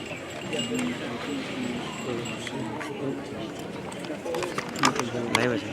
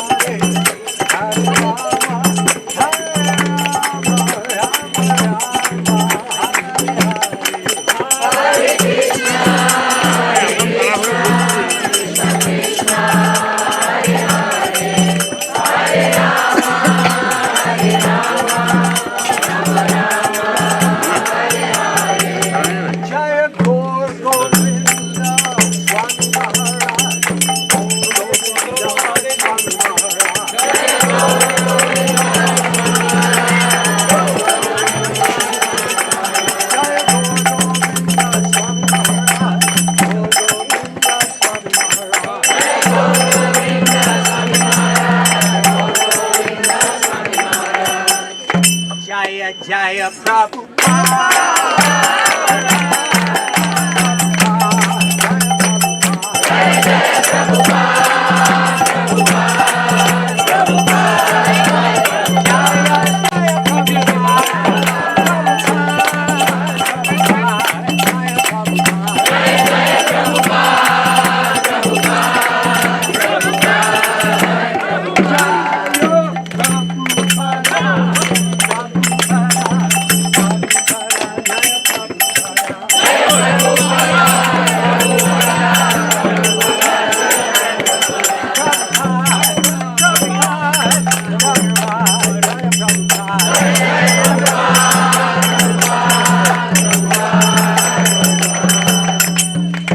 Jaya Jaya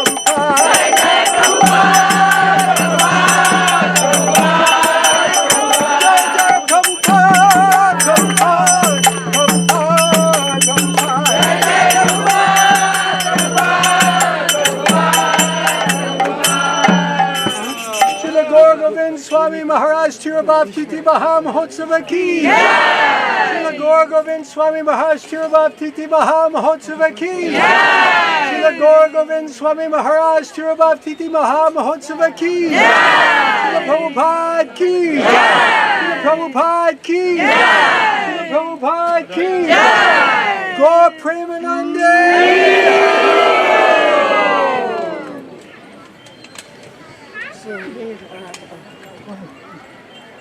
So I think I'm going to do a Puspanjali now. Okay, so we're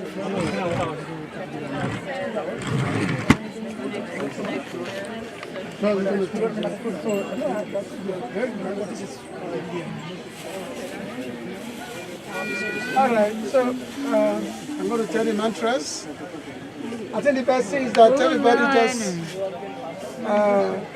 chant along. So we are chant together so that we can save time. Okay, Hare Krishna. No mic. It's okay. Busy now.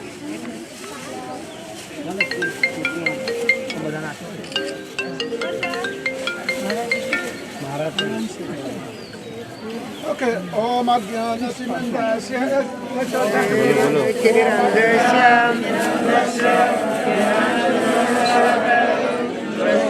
Militamina Tasmai Shri Gurave Namaha.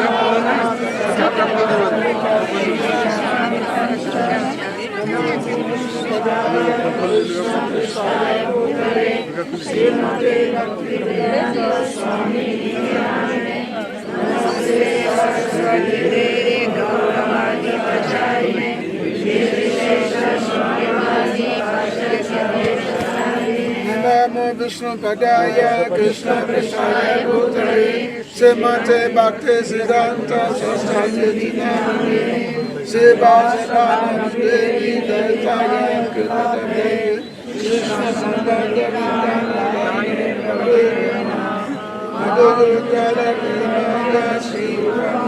Bhaktiga Shri Gour Govinda Shakti Nikaya Namaste Namaste Guru Bhavani Murari Rupanga Vidudana Shanadharani Namo Bhuvan Suraya Shanadharani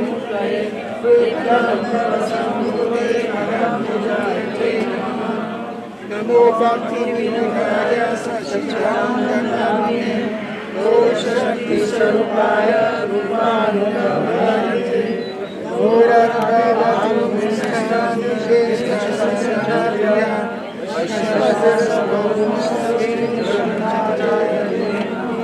Panchakapataruga Shasya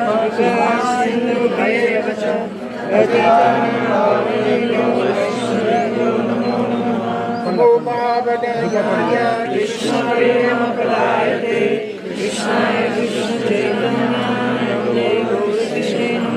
Panchatatmakam Krishna Bhaktavurasarupam Bhaktavataram Namami Bhakta Shaktikam He Krishna Karunasindhu Dīnabandhu Jagatpate Gopesha Govinda Kanta Radha Kanta Namostate Tata Kanta Gouranga Radhe Vrindaveshwari Vishwamsute Devi Pranamami Haripriye Jayata Sujata Pango Mama Madamate Mergati Masada Sapadam Bhujurvita Madamo Divya Bhagavanaga Kamba Bhuvata Simarat Nagara Simhasanasto Simaradash Devu Krishna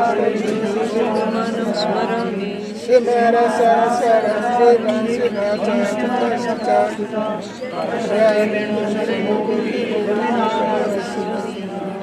Tata Kanchana Gourangi Radha Madeshwari So I'm going to chant the Govinda Maharaji's mantra 3 times, and each time we offer the flower. When I say it, Namo Vishnu Padaya Krishna Prasthaya Bhutale Srimate Gour Govinda Swami Namine Sa Pushpanjali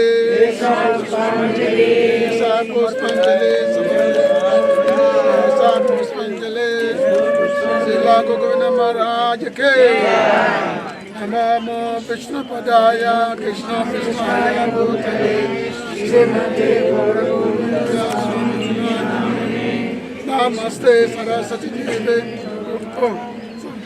Disappearance, Srimad Gour Govinda Maharaj ki. Last time. Okay, last time. Namo Vishnu Padaya Krishna Prasthaya Bhutale Srimate Gour Govinda Swami Namine Maharaj ki.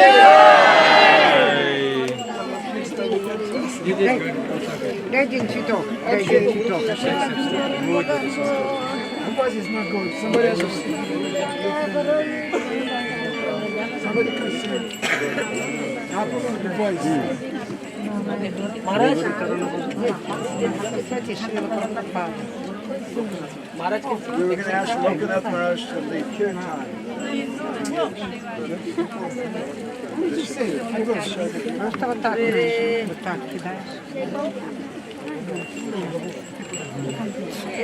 এইখানে ফুল দিতে এলে এখন